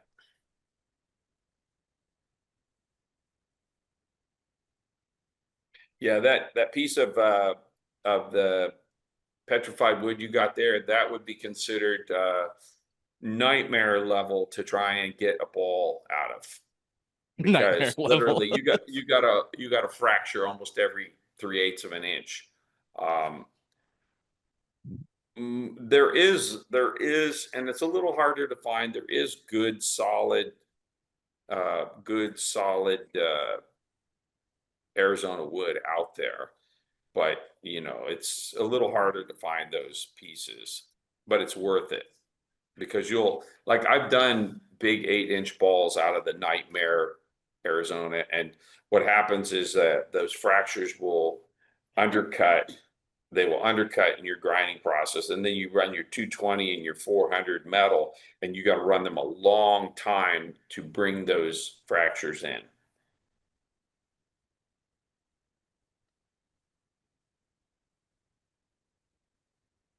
We're going to 8,000. Yeah. I'm just grabbing the cups, swapping these around.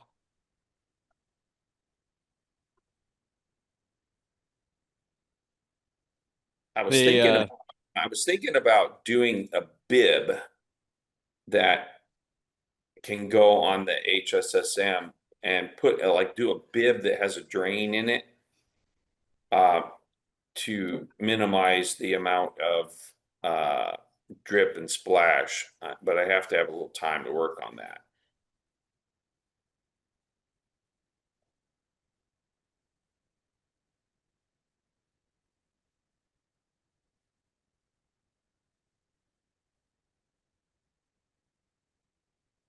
Are you cheating on cut? Are they all the same size? Yeah, they are. Yeah, they are. Although I've shut down, we did that Cut&Chat too, where I used 3 different size sphere cups to do one. Yeah, you can get away with that, and that will sometimes help you get round with a more difficult piece.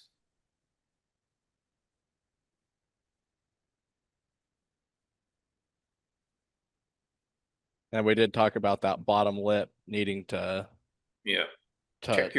Check the right hand side cup one more time. Hold on. Do that again. Oh, well, I just moved it. That's moving pretty good right there. All right.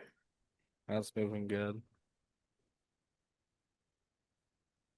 Part of why I pay a lot of attention to that is if you're way off, you can actually put a scratch in from the edge of the cup digging on a side, particularly if you're working like a soda light or something like that.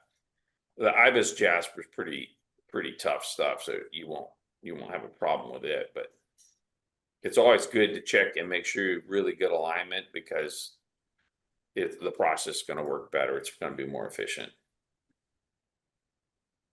And get that, the longer it spins in that nice X pattern, the better your polish is going to be, more consistent.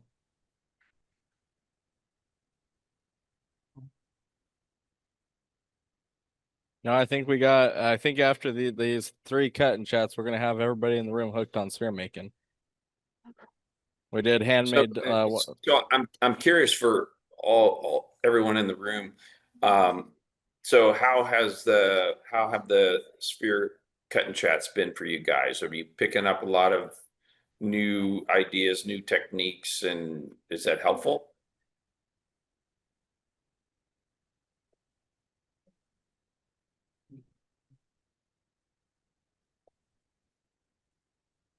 Well, it could be fun too, right?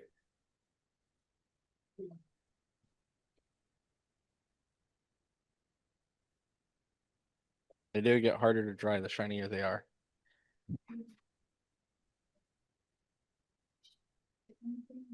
Has Yeah. such a nice little ball. Fantastic material and looking really good.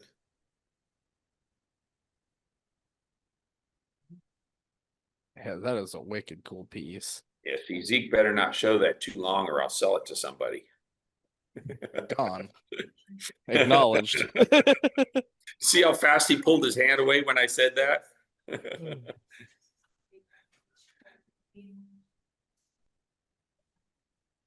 Zeke, do you want me to Yeah. put a price on that one? Nope. You sure? 100%. Alrighty. I don't know. I bet I could talk you into selling it, Zeke. Oh, I'm Well, betting yeah, any- but not at Jordan's price. Jordan would give a price that even you'd have a heart attack at. Well, so then it sounds like I need to have a little sit down with Jordan, huh? We have Do you hashtag guys Jordan complain deals every time I walk in the room.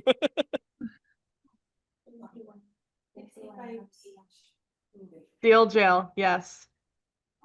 That bus felt really good going over me twice, Zeke. Appreciate it. You're welcome. I'm doing, yeah, see? I'm doing just fine.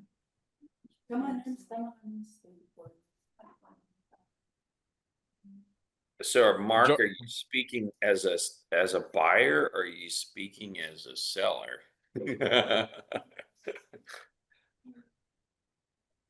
I felt like one, Jeffrey, for sure.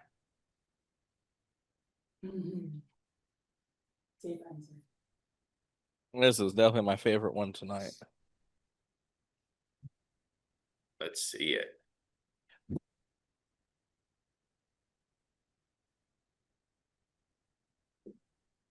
Peter side. Yeah, I'd love to get more of this rough. It's just really hard to find. Yeah, Really that's a nice nice flash in piece. that.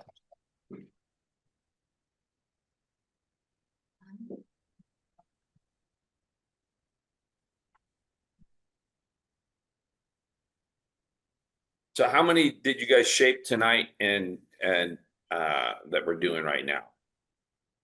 Let's see, we 1, 2, 3, 4, 5. We shaped 5. There's a couple that need to go back. There's another few that we did not shape tonight, but we added them into the process. All right.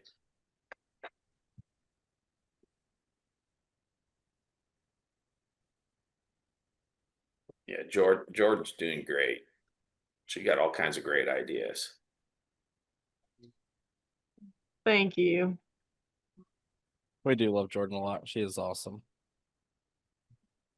Well, it's so fun to be able to have a lab where we can do these kind of events that allows you guys access to seeing the process and asking questions and really not just a cursory view or a video that you watch, like really actually getting involved, because I think that's really important to helping people, learn the stuff, be familiar with all the different, tools and processes. And it really is, there's not many places you can go get that kind of knowledge. And so, we like to be able to provide that. Because that's how we'll get 1 million people involved in the lapidary arts. Nice epidote.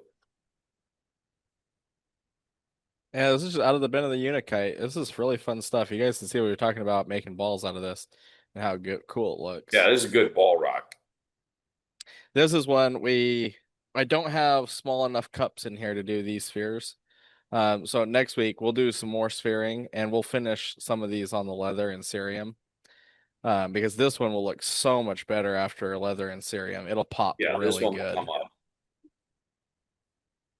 Well, I'll grab those ones that we actually got all the way finished. That's great, Amy.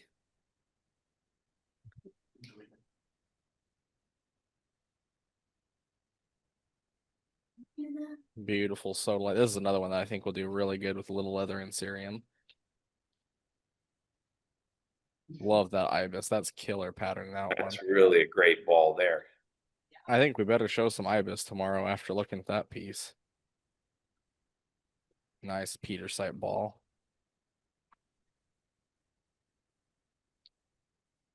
Awesome. That was a lot of fun. And it was awesome that we offered a deal on the machines tonight.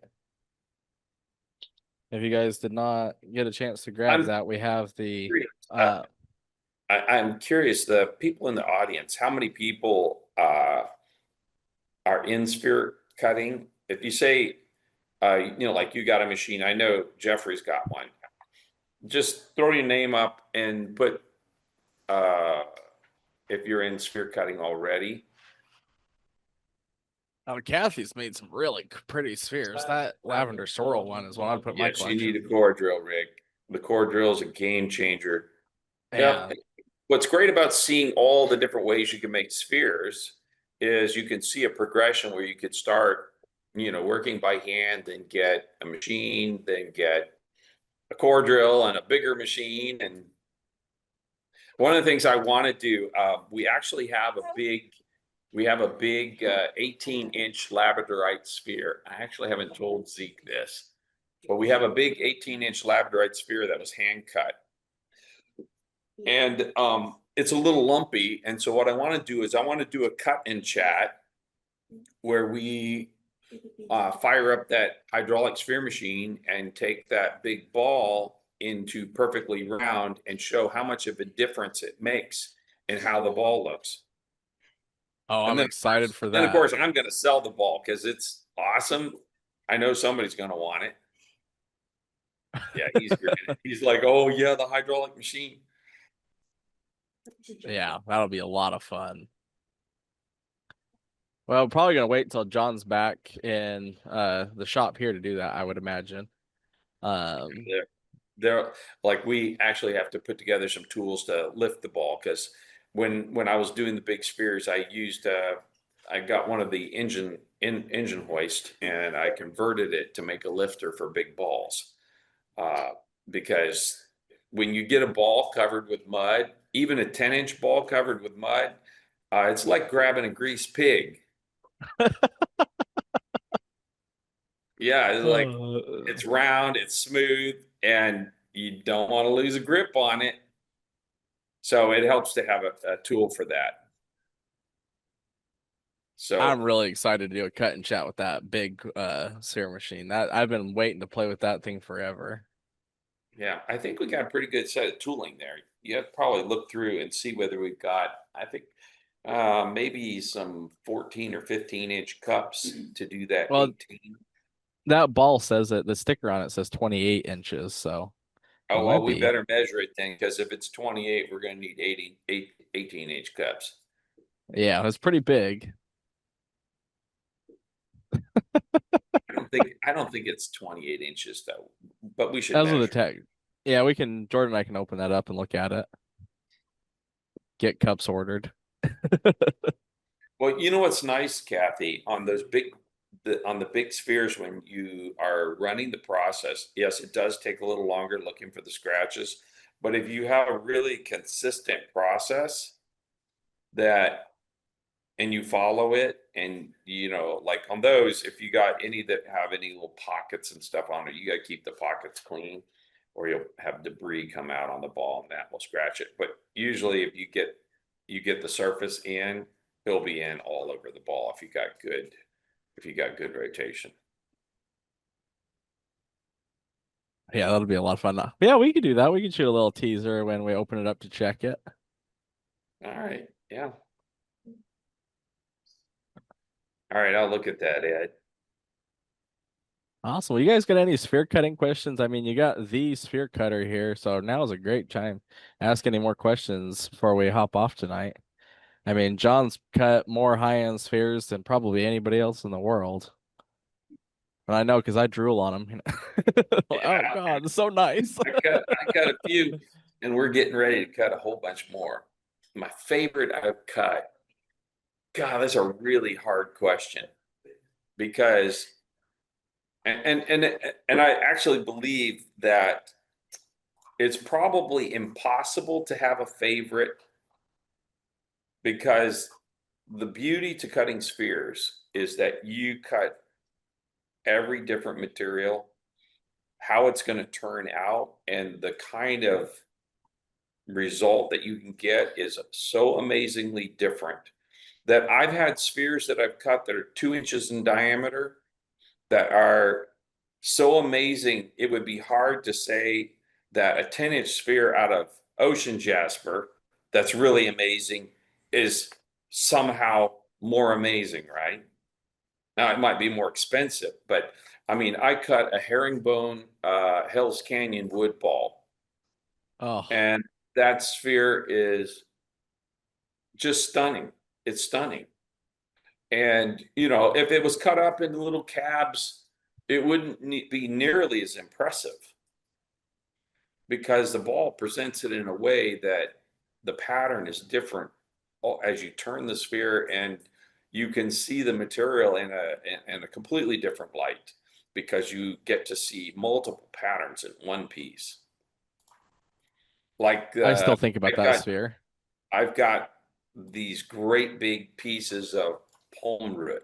I got out of Indonesia. I only got a couple pieces of it. Somebody had slabbed it up, and the root eyes in it are 3/4 of an inch, and I want to make like 6-inch balls out of those. And I know, like, I just look at the material. I know it's going to be really amazing. It's so fun to see that, anticipate it, and get ready to cut the ball. And that's you know, well, you might know kind of how it's going to turn out, but then you finish it and you're like, you get a surprise. You'd be like, oh my gosh, look at this. Maybe you open up a pocket and there's a little fortification in it you couldn't see from the outside. Or maybe you open up a pocket and it's got really fine, sparkly druzy, or like something completely unexpected in a material that normally doesn't have it. Well, again, this happens with spheres, and that's why, for me, spheres will always be my main fascination. Always.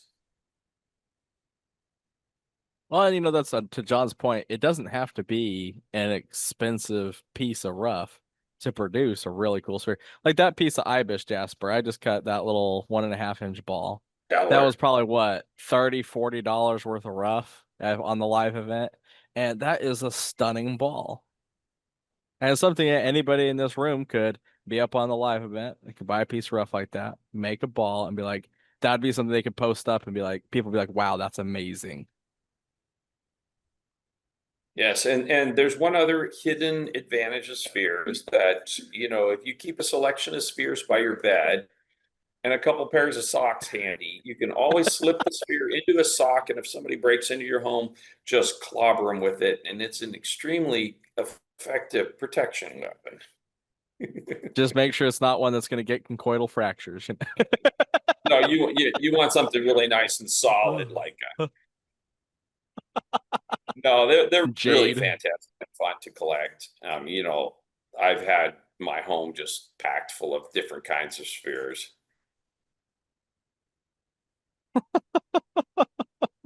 That's funny, Yeah, Jeff. well, I did that too, Mark. I transported spheres in socks because it protects them really well. That's hilarious. Yeah, I have. Jordan was making fun of me because I got a big bin of socks in the other room. Beautiful spheres. He's just rolling out of a sock. I'm like, what are you doing? Yeah, just as long as he's washed his socks before he starts storing his spheres in them, you know. Yeah, I didn't hold them close enough for smell, so. What's a good material? This is a great question, actually. What's a good material to start with? The first thing I would tell you is if you're new to sphering, don't start with petrified wood because it's got a grain in it, and that grain is going to want to take that ball and make it an oval. Just the nature of it's going to grind faster. When you're with the grain, it's going to grind slower on the areas that are against the grain. So petrified wood's always going to try and be a little bit out of round, and you got to have a little bit more skill in how you control the rotation. So you could pick stuff like, and I would for first ball, I would pick something like a jasper or an agate that is going to be easy to polish. You know, Brazilian agate. Let's see, what do we have? The Ibis jasper, of course, is going to be easy. Kimbaba. Kambaba is actually really a great material because it polishes easily and it grinds easily too. It's Polka hard. dot. Yeah. Oh, Polka the Red dot- River Jasper would be a dot- good one. Polka dot, brace yourself because the grind time is going to be longer because it's harder than nails. Um, again, Green tree and green moss too. malachite is a little bit more advanced because if you're grinding malachite ball out of the vein, the top and the bottom are going to grind fast, and when you're against the banding, it's going to grind slower. So they're going to try and turn into an egg. And if you make the mistake of having undersized cups and you're cutting malachite, you cannot get round. Like a malachite, I'm going to try and make my cups almost touch, and that's how I'll get round. And once you get out of metal bond cups, then the malachite's easy because it's soft. But once you recognize that and you're building skill, then start with your agates and jaspers. Sodalite's not too bad. It's soft. You got to watch it on the grind. King Jade's Cobra. Jade, yeah, King Cobra's great starting material. Jade's, again, you're getting a little bit more into advanced material because of the polishing, and you are going to want canvas cups with the diamond for that. You know what? A material would be a really fun one for someone new that would just have an absolute blast is the Andromeda. Oh yeah, it's a perfect jasper for that. Perfect jasper for that. We have a lot of really good jaspers and agates that are great. I mean, even the marcasite's pretty easy for, beginning. But I would probably encourage you to pick a piece that doesn't have a lot of pockets in it, because pockets can be a little bit more challenging as you're just starting learning. Like a big piece of youngite with tons and tons and tons of druzy pockets in it. This is not a beginner's piece. And if you do the wrong thing, then you can actually chip up the edges and lose size in the material. So I would consider doing youngite that has a lot of pockets in it, a little bit more advanced. Larimar is at the top of the advanced scale. Oh gosh, yeah. You got to be really good, really attentive, really careful. Check it like all the time. I don't generally recommend somebody do obsidian for their first sphere because it's so easy to scratch. And once you get your skill and getting through the grits and all, then it's not bad. But if you're starting, it's touchy. So if you get your cups a little bit out of alignment, you get scratches in, then you're fighting the scratches, and it's easy. And some people will probably disagree with me, but I'd start somebody on a chunk of Brazilian agate before I'd start them on obsidian. Yeah, I did It depends on, if you've got graphic granite, that's a great first start. That's easy to polish, easy to grind. But it depends. If they got, more of the more bigger crystalline shape in them, then they may fight you on trying to be round. And depending on it really depends on what machine you're on. If you're on a low speed machine, what we call a low speed machine, it's really a standard speed machine. You're going to fight it a little bit more. You have to really watch it. Hand cut probably won't make much difference because you can control it with your hand. But if you're hand cutting, I would start with something hard because the problem with soft stuff, if you push a little too hard, then you get a flat, and then you're trying to bring everything down to that flat. Or a hard material, you have to be a little bit more deliberate, and you won't accidentally grind too much too fast. Does that make sense? That tiger eye one was a really good material for doing a hand one done, doing a first ball, because that was a really easy one to do by hand. Yeah, yeah. And it's also the other thing is do something that like why obsidian wouldn't be my first choice, because if you do like a crazy lace ball for your first ball, it's going to look amazing even if it's not perfect. Pick something that's going to be amazing, because then you get that boost of making something really cool. Yeah, you could easily be turned off from clear cutting if you do some below average, hard to cut materials. Definitely do not cut ugly rocks into spheres. It's too much work to cut something ugly, right? The more you cut, the more you realize how true that is. And all you got to do is do one piece that you made that mistake on. You'd be like, oh man, why did I do that? Particularly when there's so much beautiful stuff there to be cut. Mm-hmm. My problem when I was younger, I didn't have the access that you guys we've created the access for you to really great rock. I didn't have that. So I was cutting ugly rocks. And that's one of the reasons I started saying that, because I know how much time I spent on that and be like, it's not worth it. Now, let me add something to this, because I think for cutting spheres, there's another piece that I would say maybe it's a nuance to cutting an ugly rock. If you pick up a piece of rough and it's really pretty and it's got a crack right across the center, it doesn't look that big of a crack, and you go, well, let's see, I could cut it for 4" and it will have a little bit of that crack in it. Or I can cut it for 2.5 and it will be perfect. Don't cut that 4". Cut the 2.5, that's perfect. Because that 4", the crack is just it's gonna be there. You're not gonna get rid of it. You can stabilize it, whatever. You're never gonna hide it completely. Take the 2.5, because I'll tell you what, I will get more money for the 2.5" ball. Yeah. It's going to be more valuable in your collection than a 4" with a crack. That is a hard concept for a lot of people to. It sounds easy until you got to be the one to decide to cut it in half.